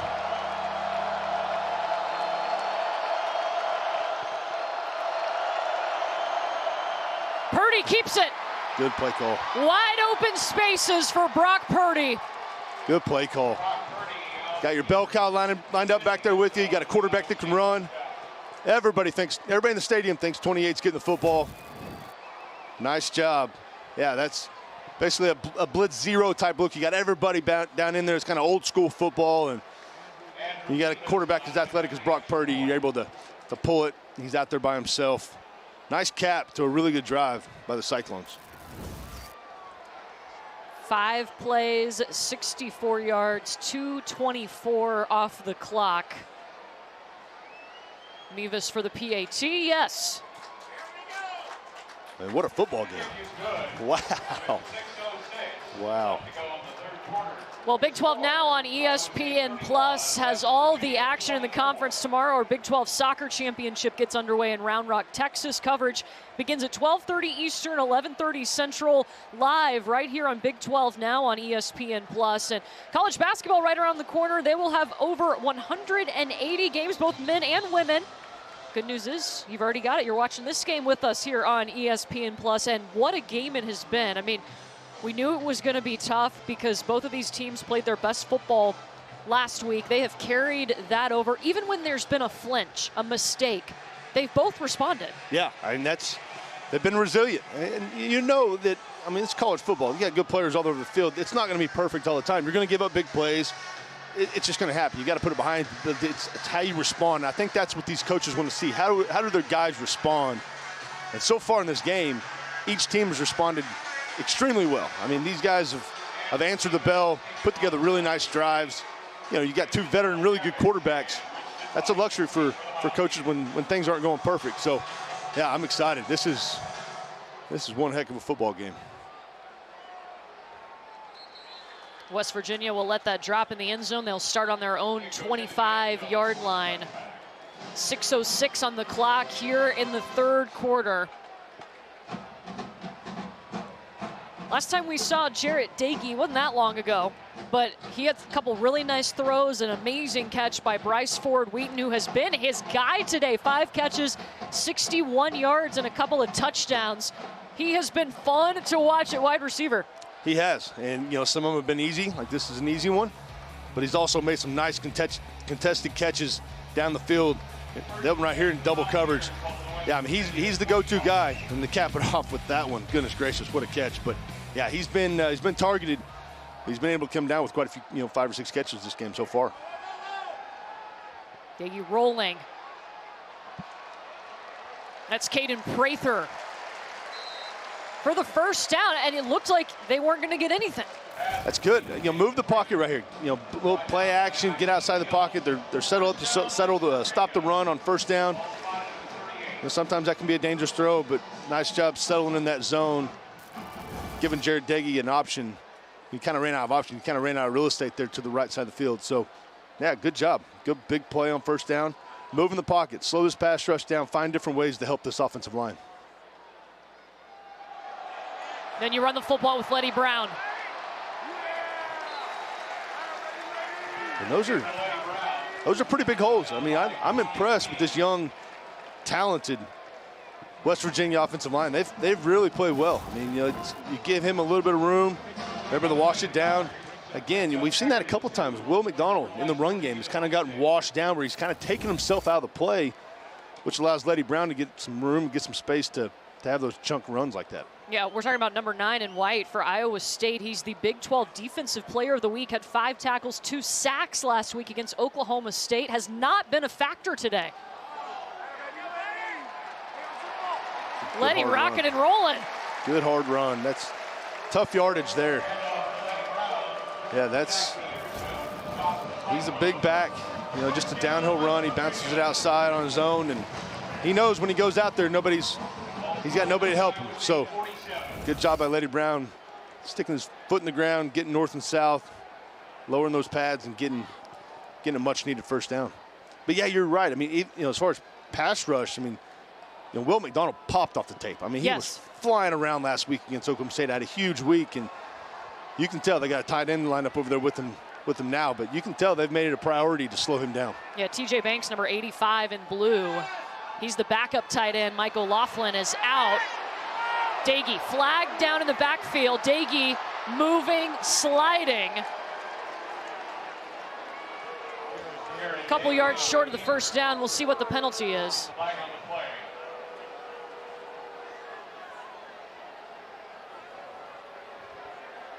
Holding, number 50, offense. 10-yard penalty, replay first down. That's on Brandon Yates. Yeah, over there they used TJ Banks on Will McDonald to kind of chip on the end of the line of scrimmage, get him on the ground. And yeah, just a pretty simple hold there out in the open. These referees don't miss those very often. But like we were saying, right there you can tell, I mean, they've got a plan for Will McDonald. They're not going to let him wreck this game. That defensive end over there, I mean, he's been a force for the last few weeks.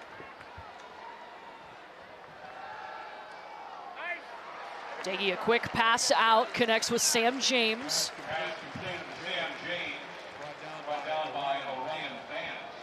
This is another way to attack this defense too. You get an empty, it's a little tougher to disguise. You're not able to do as much blitz-wise, coverage-wise. You got to kind of line up and tip your hand a little bit. So right there, just to get back on track, to get back on on first and long, throw a nice little stick route, and you pick up basically the penalty yardage you just lost. So I like that. And getting empty again, Iowa State's got to show kind of what they want to do. And West Virginia is going to call a timeout. Their first of the half.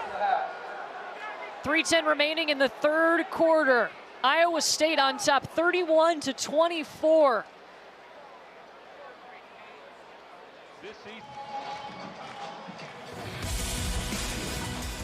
You're watching Big 12 now on ESPN+. 31-24, but West Virginia driving. And Brandon, we were talking about the challenges of facing a 3-3-5 defense like Iowa State has really brought to college football.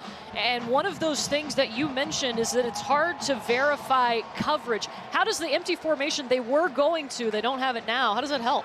Well, they have to declare what they want to do. If they want to pressure, it's a little bit easier to see from the quarterback position. If they want to play in coverage and play soft, it just kind of paints the picture a little bit more simple in the secondary as far as disguising and stuff like that. And your offensive line has an idea as far as pressure. So, yeah, I think that's a good way to attack this Iowa State team that's been really good on defense all year. So I think, those little 3 keys we kind of came up with, you're still going to have tight windows. You're still going to have to throw the ball and be patient. But at least as a quarterback, it's like, okay, they're playing this coverage to my right with the two-bay inside, let's say. I know I can't work that side, I'm working the other. So you just kind of eliminate part of the field when you can see it pre-snap. Now you got to verify it and make sure they stay in it, but I just think it kind of cleans up the picture, especially pre-snap. It's been so interesting to watch so many teams going to this defense this year. Iowa State really started it in 2017. Pass complete. Isaiah Esdale, his 5th catch. Another outright. I mean, they just continue to throw the ball to the field. You got leverage, good timing. That's a long throw. That is a long throw from this left hash. Jarret Doege puts it on the money, throws it on time. Yeah, that was. It seems like, I mean, he's completed 24 passes. It seems like over half of them have been some form of an out-breaking route. They're playing with that inside leverage, so he looks comfortable throwing it. He's thrown the ball extremely well, especially to the boundary, to the sideline. Garrett Green in at quarterback now, number 6 in blue for West Virginia. 3rd time we've seen him in the game. Ran it the last time. And gives it to Brown and loses a yard on the play. Bo Freeler. It's and Courtney, we've been together all year, so we've been talking about this 3-3-5 defense. I'm kind of enamored with it because I've never played against it, so I'm trying to learn the nuances of it. You could not be more excited to talk to Matt Campbell this week, I'll tell you that. I was. Other than the taunting call that was called on Xavier Hutchinson last week against Oklahoma State, I was most excited to ask him about this defense. But yeah, you know, it's so, when you watch it on tape, you know, they don't do a ton. They're able to pressure a little bit, but it just looks like it should be relatively easy to run the football, but they're stingy in the run game. Timeout, West Virginia. Their 2nd of the half. This is a 30-second West Virginia timeout. is going to call a timeout. Well, what I was saying is, you know, I think 67% or so of the time, this Iowa State defense drops into some form of drop 8. So as a quarterback, that is challenging, and you're just not allowed to do it.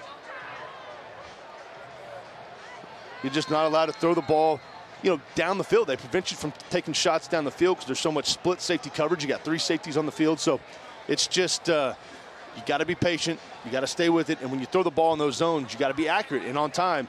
It's just again, I think they went to this defense because these Big 12 offenses were scoring 40, 50 points a game. They're like, enough with that. How are we going to slow these guys down? And I think this was the answer, and now you can tell everybody across the country is going to it. Well, that was in 2017. We asked Matt Campbell to kind of rehash the story. They were about to play Texas, and they just couldn't stop anybody. And they're like, how do we get our best 11 guys on the field? They had a late-night coaches meeting, and this is the defense they came up with. And here we are, 2021, working pretty well.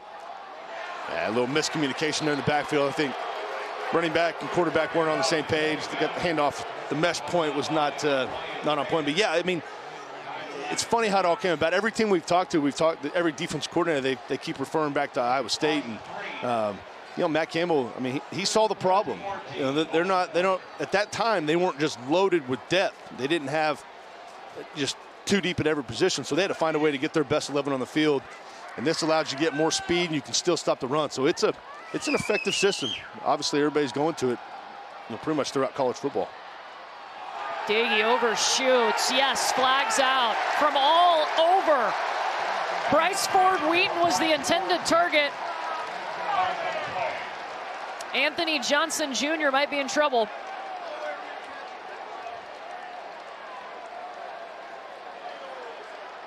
Pass interference, number 26, defense. The ball will be placed at the spot of the foul. Automatic first down. Yeah, and I'm not real sure. You know, the ball's thrown a little bit high, but that right hand must have been kind of hooked on his right hip. But they let him up the hook there. It's 3rd and long. He's right at the first down marker, so it would have been close, but kind of a bang-bang play there, and West Virginia gets the benefit of the doubt. You know Bryce Ford Wheaton loves that, though. He was called for offensive pass interference a couple drives ago. Doege with some time. Finds a guy over the middle. It's TJ Banks. Reaching for it. Still short of the first down. Great play on first down. So this is what Iowa State wants. So they want you to throw the ball short, though, rally and tackle. And they're basically saying there's not a quarterback in this league that's patient enough to check it down, throw the ball underneath for 12, 13, 14 plays. They're saying these guys are not going to be patient. They're going to have to take a shot, and then that's when we're there to make a play on defense. So as a quarterback, you just got to – it gets boring sometimes, but you gotta continue to take what they give you. This Iowa State defense is extremely well coached. They know the rules. They played a ton of football. They're a veteran group. Well, Isaiah Lee gets a big stop there. And it will be 3rd down when we come back. The 4th quarter, moments away. It's already been fireworks in Morgantown. 31-24 is your score. Somebody get this pumpkin off the field. We got a 4th quarter to play. 31-24. This has been a heck of a game. It is 3rd down for Jarret Doege and West Virginia. On the Iowa State 22.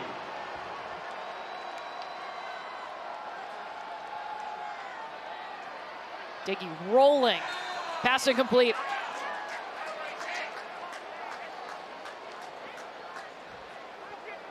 Yeah.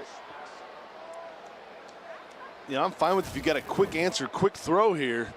The longer this play gets stretched out, you just run out of real estate. You just don't have any room. The field basically gets cut in 3rd. So that's, yeah, I mean, like I said, I was thinking this as this play is going on, there's a pretty good chance they got to go for it if they're gonna run that type of play. So here we are, 4th down. It's a huge play. 7 seconds on the play clock. He's got to go. He's got to go. He doesn't know. Wow, barely got that off. Wide open. Oh, wide open. Winston Wright.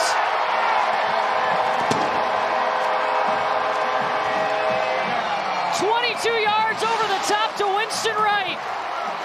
Wow. That's speed through the middle of the defense. That's exactly what that is. Winston Wright basically gets on the safety. Gives them a little shimmy at the top. Great throw by Jarret Doege. Great job. I mean, that was... Watch the play clock, though. It hit zeros.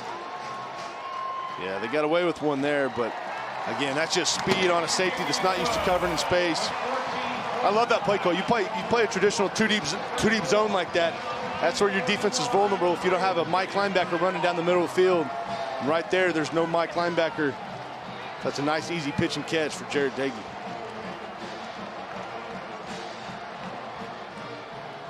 Tied for the 5th time. We've had 5 lead changes in this game. What a Big 12 battle. Gosh, I'm emotionally exhausted. Yeah. Like back and forth, back and forth. What a game.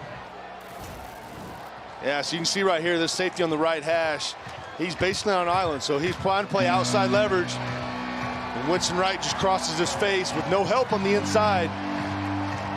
Yeah, that's tough. That's the zone of that defense. It's vulnerable. When you got speed like that running through the middle of the defense, that makes it really, really tough on that safety with no help running through the middle. And you get one of your better slot receivers with speed. Again, that's as a quarterback, you're kind of licking your chops there. West Virginia has 388 total yards of offense, the most that Iowa State's defense has allowed all season.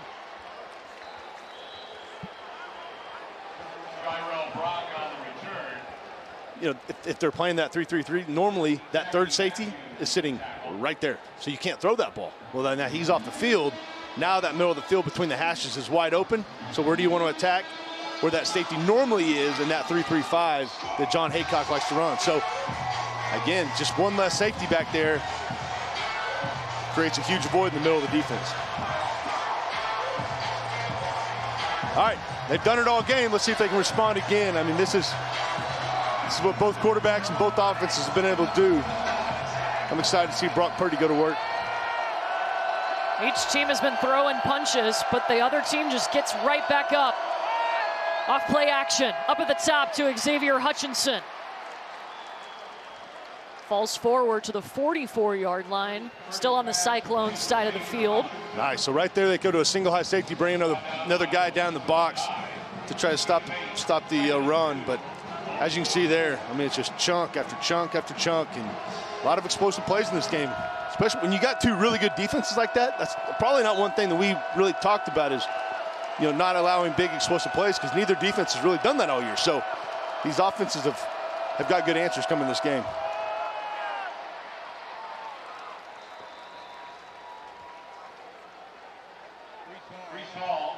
That was Brees Hall on the carry. Josh Chandler, Samito on the stop.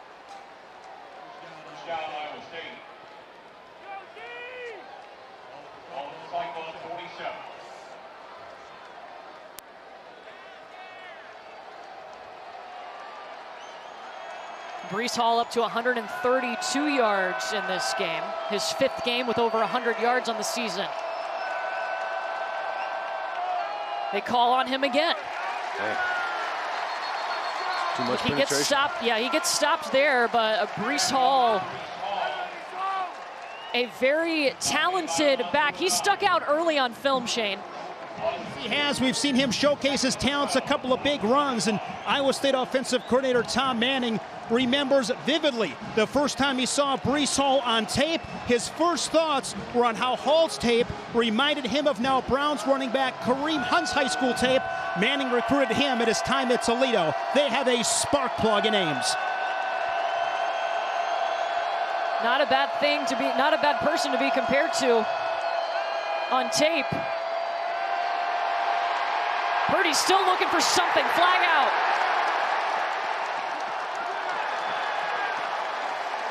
That's a great job by Brock Purdy. Yeah, that's clear hold in the backfield. Nice job by Brock Purdy escaping that rush and giving himself a chance.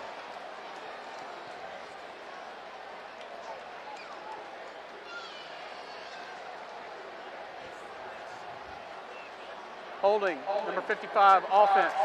10-yard penalty, replay 2nd down.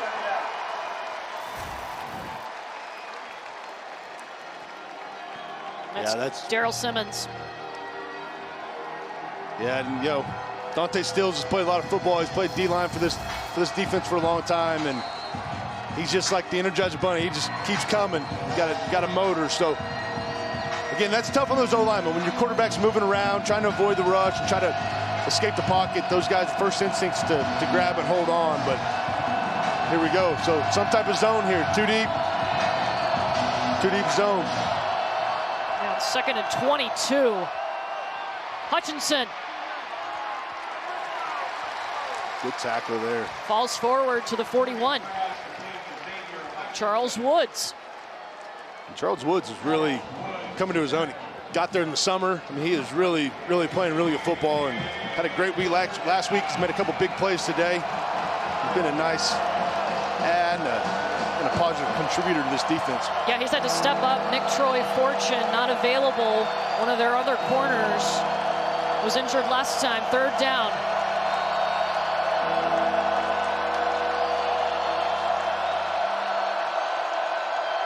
Too much pressure. Purdy steps up, looking for Kohler, overthrows him.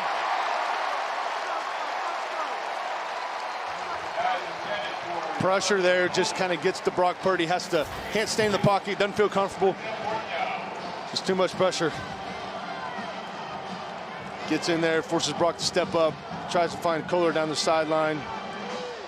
I tell you, this West Virginia defense has come to play. I mean, they are playing fast. They're getting penetration in the run game and the pass game.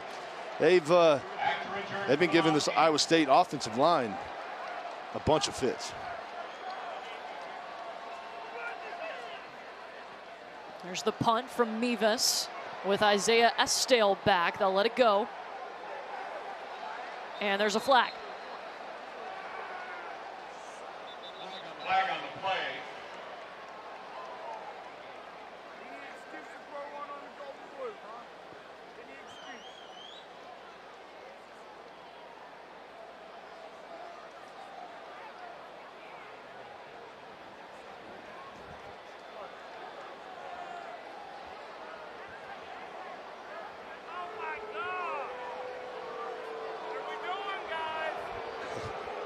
I'm sure it's taking too long. Yeah, we're waiting on the call. during the kick. Holding on the return team. It's a 10-yard penalty from the end of the kick. First down. TV timeout.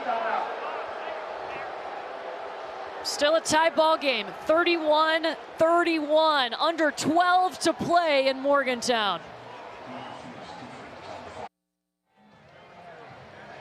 Back here in Morgantown, fourth quarter, nail biter, 31-all, number 22, Iowa State, newly back in the poll after an upset of Oklahoma State last week.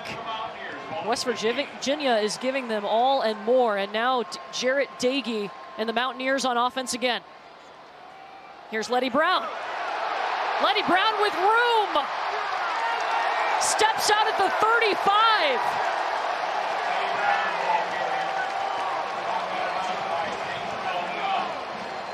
20-yard pickup. Wow, yeah. Uzurike gets out of position here. He tries to go on the outside. As you can see, they just wall him, kind of shove him outside, and it gives a big hole to the right side of the offensive line. Nice job by Letty Brown with a little finish. Like, get out of here. Wow, what a run. He's over 100 yards now on the ground. Off the fingertips of Bryce Ford Wheaton. Yeah, Jarrett Dagey's lucky he threw that one high and away. That one, that was going to be contested if he threw that ball in, his face mask like you normally would. But that was, I still like it though. Good, easy, short completions. Don't get impatient. Don't try to do too much. Still a lot of game left. Don't change what you've been doing all game. Overall, how have you liked Dagey's arm and his accuracy today? He's thrown the ball great. I mean, I've been really impressed with the throws to the sideline on those out routes. I mean, he's thrown those balls kind of on time, on target, giving those guys a chance. And he's thrown the ball extremely well from the pocket. He hadn't taken a bunch of hits. Estelle over the top, first down. There's another one. Good throw.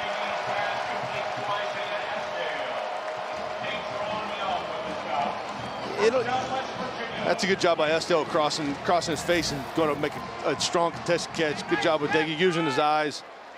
Going up. Probably know you're going to get hit in the middle of the field with that safety lurking, but again, just standing in the pocket. He's really not getting pressured a whole lot. I don't think he's been on the ground very much, Jarrett Dagey that is, and Iowa State's got to find a way to get some pressure. Dagey launches a shot. Ford Wheaton. Man. This guy catches everything. Wow. What a throw. What a catch. I feel like I've said that already this game. That's what happens. You run those shorter routes. Those corners want to kind of sit at the line of scrimmage, kind of sit on those routes, and there you go. Give your guy a chance to go make a play. Nice contested catch. That's a big body wide receiver using that body control to go make a big play. What a throw and what a catch. A 45-yard pickup. It's the longest catch of the season for Bryce Ford Wheaton.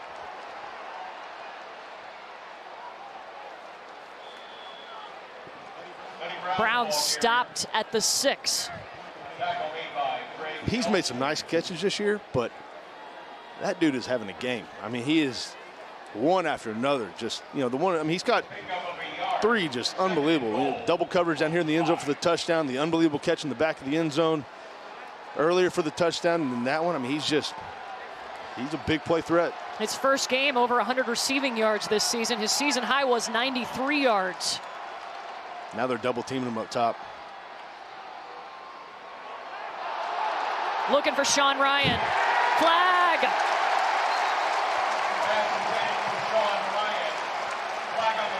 TJ Tampa in coverage. Pass interference, number 25, defense. Foul occurred in the end zone. He's spotted at the 2-yard line. Automatic first down.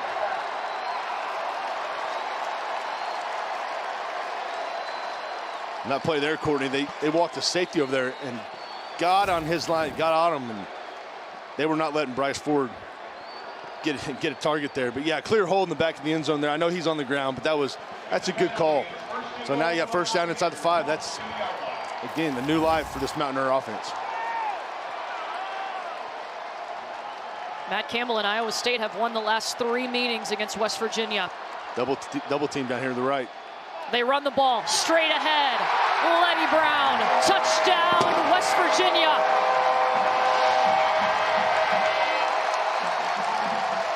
Great job. They want to take an extra guy and put him over to the receiver, run the football. They're technically a man short. So if you can get a hat on a hat, allows your running back to fall forward for 2 yards, 2 yards to get a touchdown. Great drive.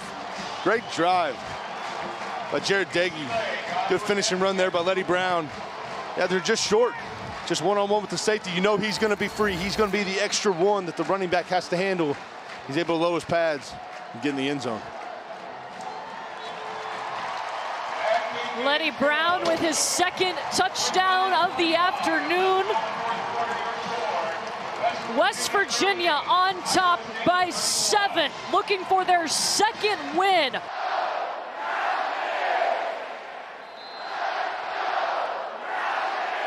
"38 push-ups, Mr. Mountaineer. 38-31 is the score. West Virginia on top of Iowa State.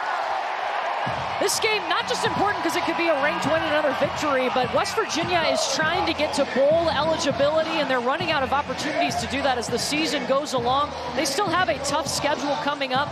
They're going to face Oklahoma State next week, who is still a ranked team. I mean, this was an important one coming in.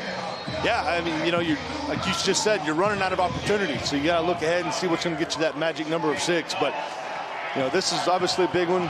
They've got you know, a couple games down the stretch that, you know, they may feel pretty good about. But, yeah, this is big for Neil Brown, this West Virginia football team. Jalen Knoll fields it and brings it out of the end zone.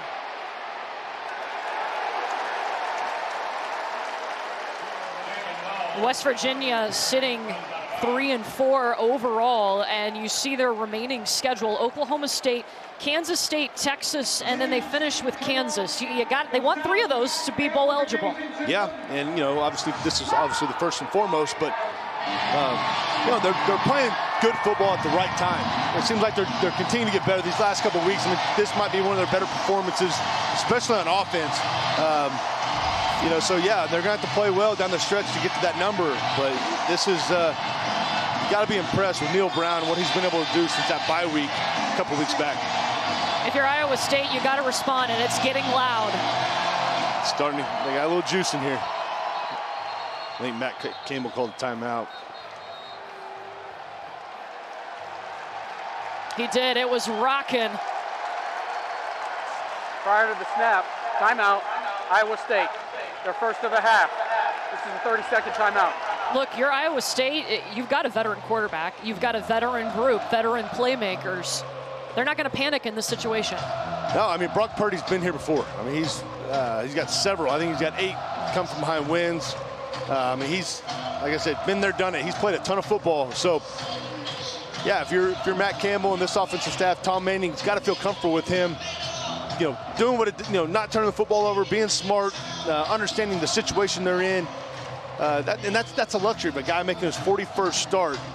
He's not going to panic. I mean, he's so cool, calm, and collected. I mean, he's been here, again, several times. So that's a positive when your quarterback is. But on top of that, he's got a veteran offensive line. He's got veteran weapons, Charlie Kohler. So, yeah, it's fun. Heck, as a quarterback, I love these situations. A little back up against the wall, defense scared to score. Let's go respond. Iowa State, remember, was down by 4 with 8 minutes left last week and beat Oklahoma State, who was undefeated at the time. Hutchinson. Let's go down the field, and Shane. Well, Courtney, I'll tell you what, there is plenty of juice down here. This place got loud in the break. Everybody going back and forth, cheering loud. I'm down here in the south end zone, and it is super, super loud. Big challenge for this Iowa State offense, but we got a long way to go in this one. God only knows how this one shakes out. It keeps getting louder and louder. What an afternoon for Big 12 football here in Morgantown.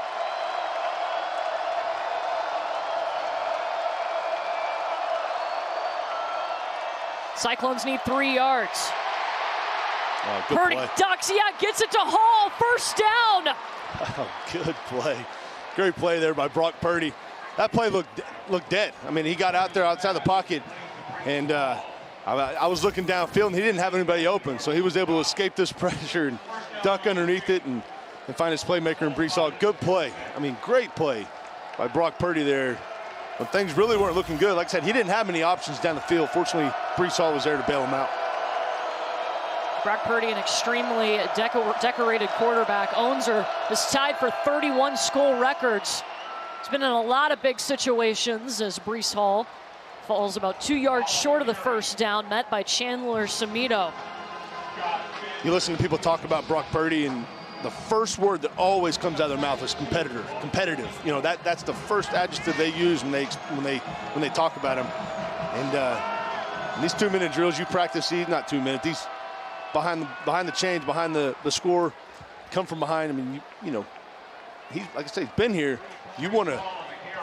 This is where guys like this kind of set and put their stamp on it, and he's done that for Iowa State for a long time. And he's kept his sights on the right thing. I mean, it would have been easy to listen to all the outside noise after the loss to Iowa early in the season, and he didn't do that. He's playing some of his best football right now.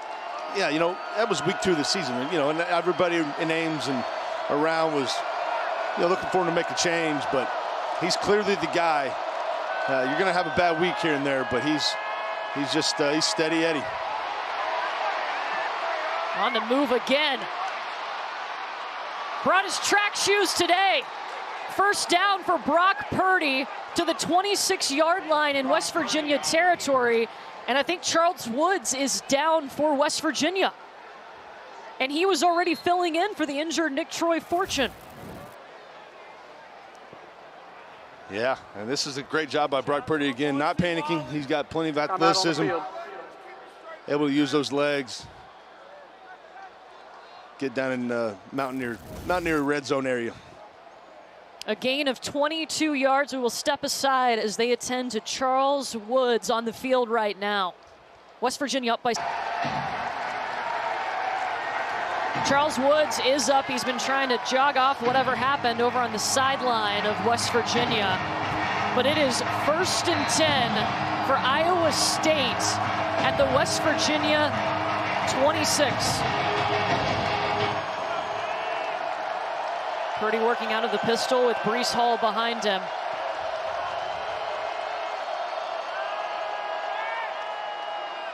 Hall cuts back inside. Picks up 2. This is kind of Brock Purdy's strength, is sometimes he a little slower gets the line of scrimmage. Maybe he just sets up those blocks, uses his, you know, being a patient runner, find it. And then once he finds that hole he wants to hit, he just gets downhill. But he's had a big day. He is as advertised. He is an impressive back. He's done it for a long time. Just got a different gear when he gets in the open field. 2nd and 8.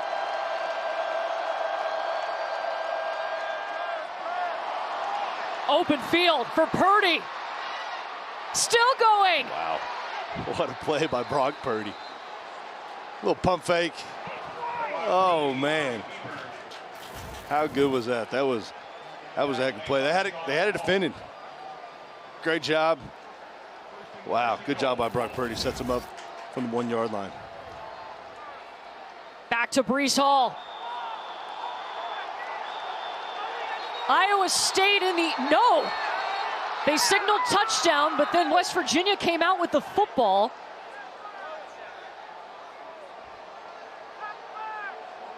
The far sideline judge came running in, signaling touchdown. And then there was a different call from the near side.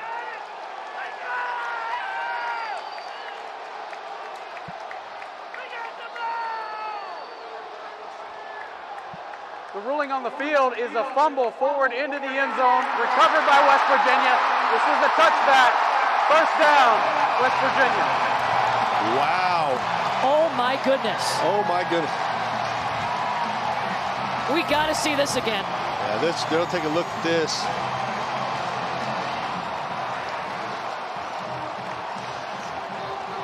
Gosh, it's hard to tell. You can't see where his knee is. The previous play is under further review. And the original call is that he fumbled it into the end zone.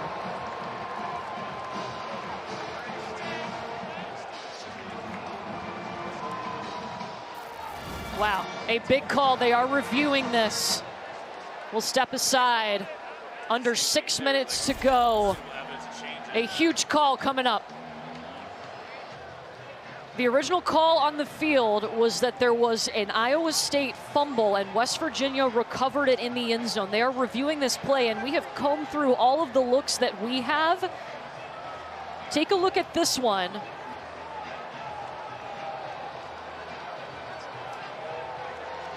From behind, you can see a knee down, but does he have possession of the ball at that time? This is the other look. And you can see a knee down right there. But the question is the ball out at that point? They're going to have to piece this one together. But great job by our camera crew. I mean, from there, you can tell his elbow is clearly down, but is that ball moving? I think is the key. And so with the rules the way they are, is there enough there to overturn it? I think that's the million-dollar question. Very, very close and hard to determine. We've synced these two time codes up where you can see his knee from behind, and this in the exact same time. This is the look from the front. It looks like Derek Schweiger, one of the offensive linemen, his heel actually causes the ball to come out. Yeah, Brees Hall kind of lands on it with his, and the ball, the meat of the ball, the fatter part of the ball is kind of what gets hit, and it goes straight up in the air. That elbow's down, it's clear, but it's just, where's the ball? Is the ball moving, or is it still in firm possession if you still have possession of the football? And if they can't tell, they've got to go with the call on the field, which was a fumble by Iowa State, recovered by West Virginia. Goodness gracious, I mean, this is so close. We'll show it to you real time here.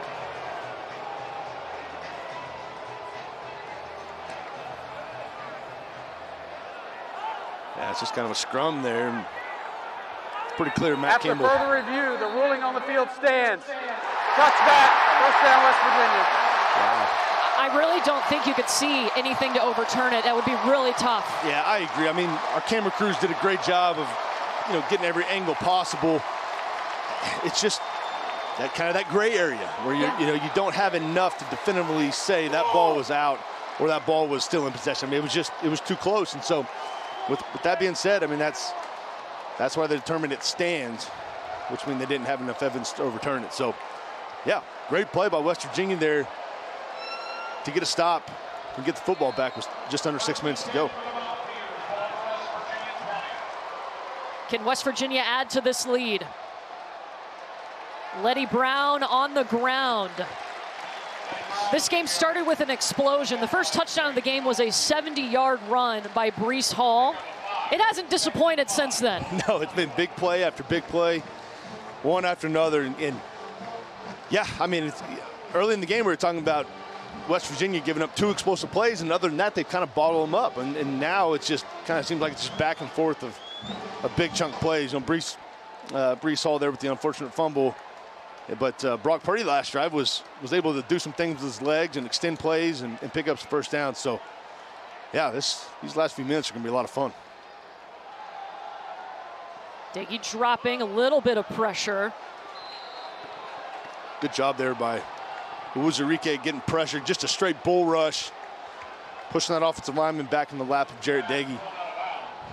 Getting him off schedule. Just, again, making him hold the ball a little bit longer than he wants to. That's got to be the key right here, especially in this big 3rd and 5. Because he has looked really composed today. He has. We were talking during the break. I've only seen him get knocked to the ground one time. I could be wrong on that, but I saw him get off the ground one time and threw the ball to his right. But he hasn't taken a lot of hits. The offensive line's done a great job. Great job against this really good Iowa State pass rush. Yeah, and West Virginia has 474 yards of total offense. That is the most that Iowa State has given up all season. Here it is. Third down. They're all up there. Ball's got to come out. You can't block them all. Sean Ryan. Wow. Great job by Sean Ryan getting inside versus blitz zero. Fortunately, Jarrett Daggy's got a quick slant throw there. He's able to get the ball out on time without taking the hit. But that was, very nice job by Sean Ryan. Getting to the inside leverage, which is usually fairly tough against blitz zero because they're taught to take away the inside. So that's a nice job on his part to get inside and catch a big slant. His first catch of the game, too. Oh, scary ball batted up into the air. Yeah, those will take your breath away. Anytime the ball's batted in the air like that as a quarterback, you just hold your breath, you know, and the ball just goes up in the air, and usually bad things happen. Jarrett Diggy gets a fortunate break here. That ball hits the ground, but Orion Vance got his hand up on it. yeah, great job. I mean, this is stating the obvious here, but these next couple plays might be the biggest plays of the game. They'll spread it out on 2nd and 10. Another outbreaking route. Winston Wright. Yeah, that's pretty easy. That's pretty easy. I think there's too much cushion for a guy with that much speed. I get you don't want him to run by you. But if you're gonna play inside leverage, you got to get up there and find a way to maybe press him or something, just kind of disrupt the timing. Jarrett Diggy's hit several outbreaking routes as this game's gone along. And he's done it to different people. 3 receivers now have 6 catches apiece. That was one of the keys we said coming in, is he's able to disperse the football to so many different guys, and he's done that extremely well today. Gets it out quickly again, a little too far out in front of TJ Banks. Greg Eisworth in there on good coverage. Great stop by the Cyclone defense. Great stop. And that's, like I said, a little sudden change. Field position, the whole deal. Iowa State comes out, gives their offense plenty of time to go to work. Jarrett Diggy has a career high 370 yards through the air. 30 of 46 today. But Tyler Sumter on to punt.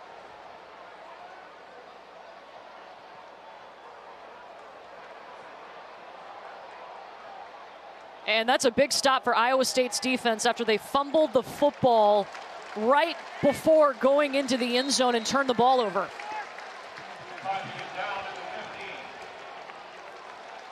This has been an incredible football game, and it started from the beginning. The 3rd play of the game on offense for Iowa State was a 70-yard run by Breece Hall. And what a run, what a way to start the game. West Virginia here answers with an unbelievable catch by Bryce Ford Wheaton. And it's just, again, back and forth. You know, Iowa State's defense comes up with a huge pick 6. It's just one thing after another, big play after big play, and you just feel like there's another couple in these last 4 minutes. It has been back and forth, punches thrown, and now it's Iowa State's turn with 3:40 on the clock. Jalen Knoll on the completion.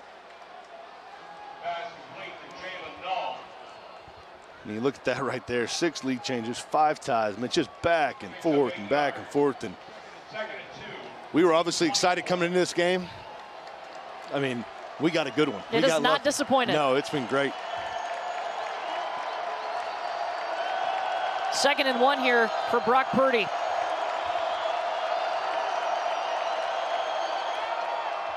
Hall.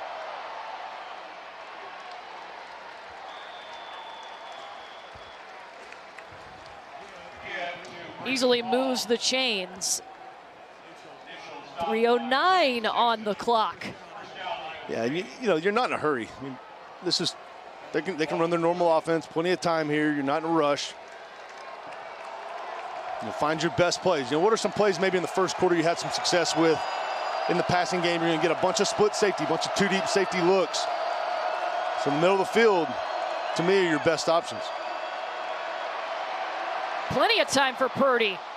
Swings it out to Hall. Iowa State does have 2 timeouts. West Virginia has 1, but they have plenty of time here. Yeah, this split safety, you got 2 deep coverage. You got cover 2 down here, so the corner's up tight.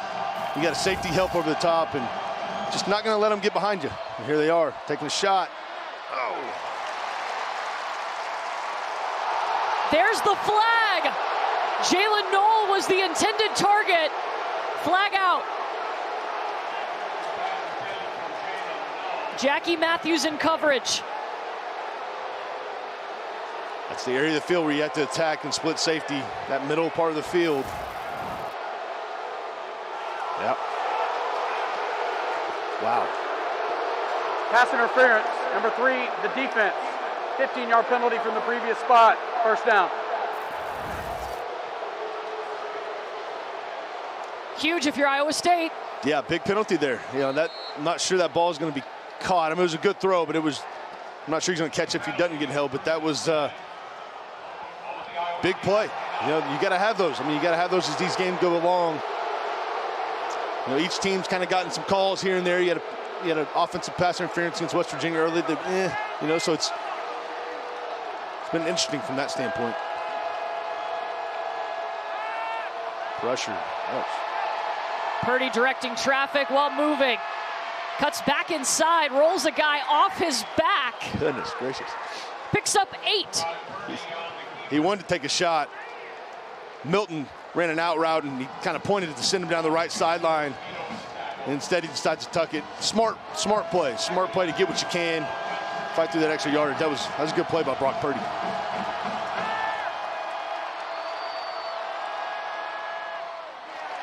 Little short to Milton.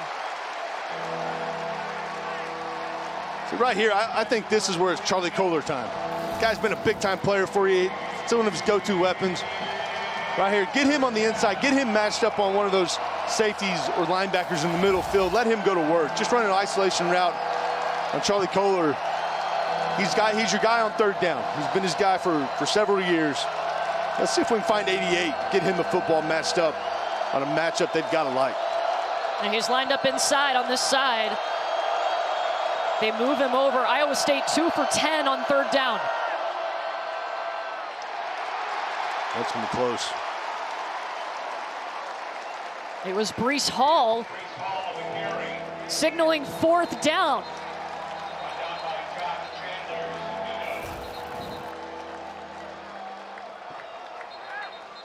It's not a lot there. You're trying to just get a couple yards. He's right at down and distance marker. This is going to be, they're about to bring the chains out for this one. Josh Chandler-Samido Timeout. was Iowa on there State. first. Their second of the half. Game clock operator, please put 1:34 on the game clock. So Iowa State and West Virginia each will have one timeout remaining, 1:34 on the clock.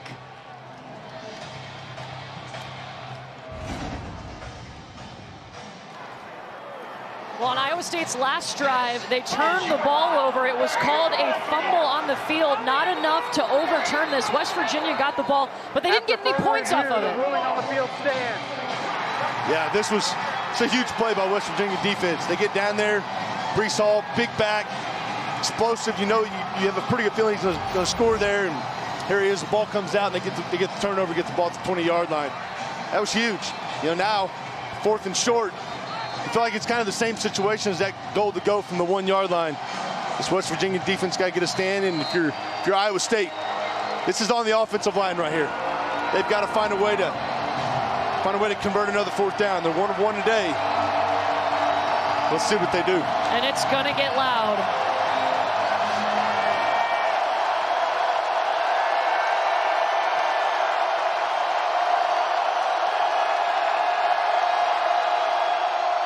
It's Hall, yes. First down, Iowa State.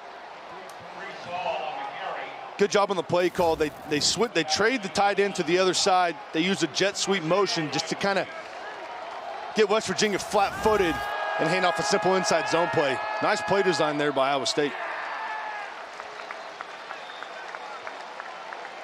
You feel like here in just a second, he's got to take a shot to the end zone.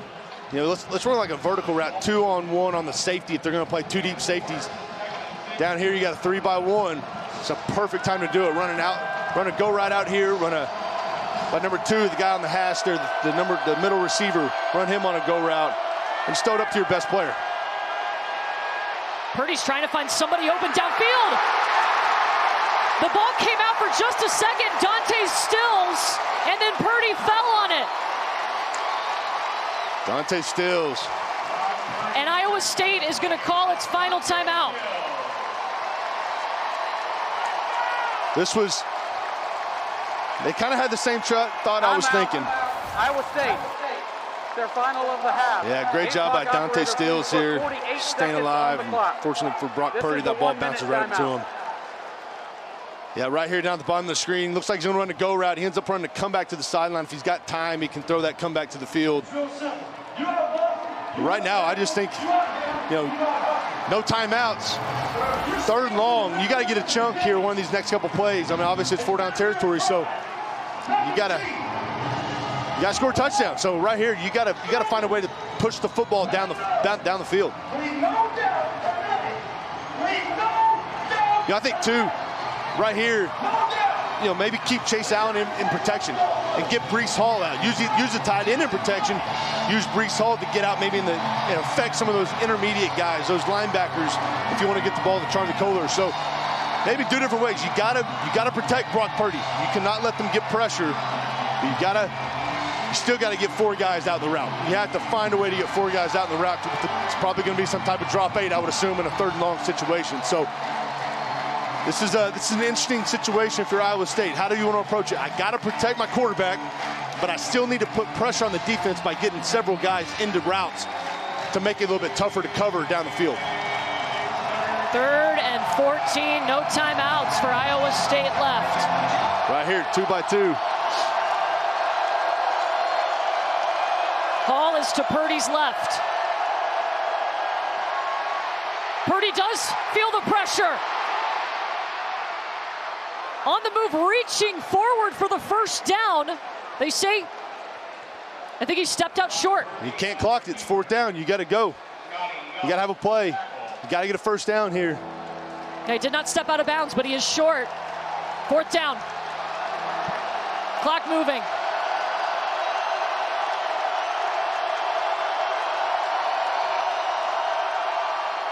Oh, no. False start. Running clock, no timeouts. Uh-oh. Did you see Kohler stand up and throw his hands up before the ball was snapped? Yeah. False start, number 52, offense. This foul results in a 10-second subtraction. Runoff. Yeah. Game clock operator, please put 4 seconds on the clock. You'll start on my signal. Wow. Yeah. So 4 seconds. 4 seconds. 1 play. This is it. And this is it. This is the ball game.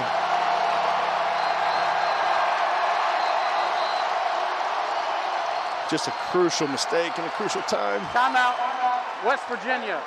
The 3rd and final timeout of the half. This is a 30-second timeout. So you see what Iowa State's going to line up in. Neil Brown calls the timeout. And West Virginia getting pressure to Brock Purdy has been key. It has. They've been in the backfield, it feels like, all afternoon. And they've done a great job of putting pressure on him, forcing him to get outside the pocket. Signal. Game clock operator, put 4 seconds on the clock. He does a great job. And this is one element that Brock Purdy adds as a quarterback. Man. That foot, I don't know that his foot went out of bounds. Is that knee? Yeah, his knee's down. But so right here, he's going to have to extend this play. And this is a backyard football type play right here. You got to get in the end zone, got to score a touchdown. Brock Purdy's got to extend it long enough to give his guys a chance to get downfield. 4 seconds, no timeouts for either team, and here it is.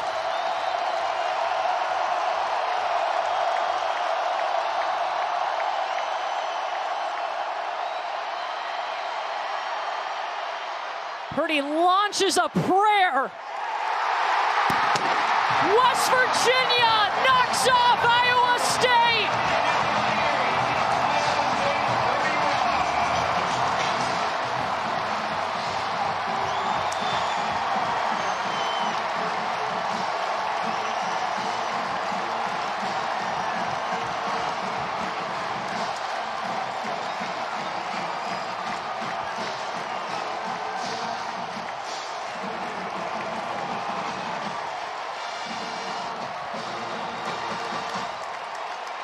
A second-ranked win for Neil Brown and West Virginia.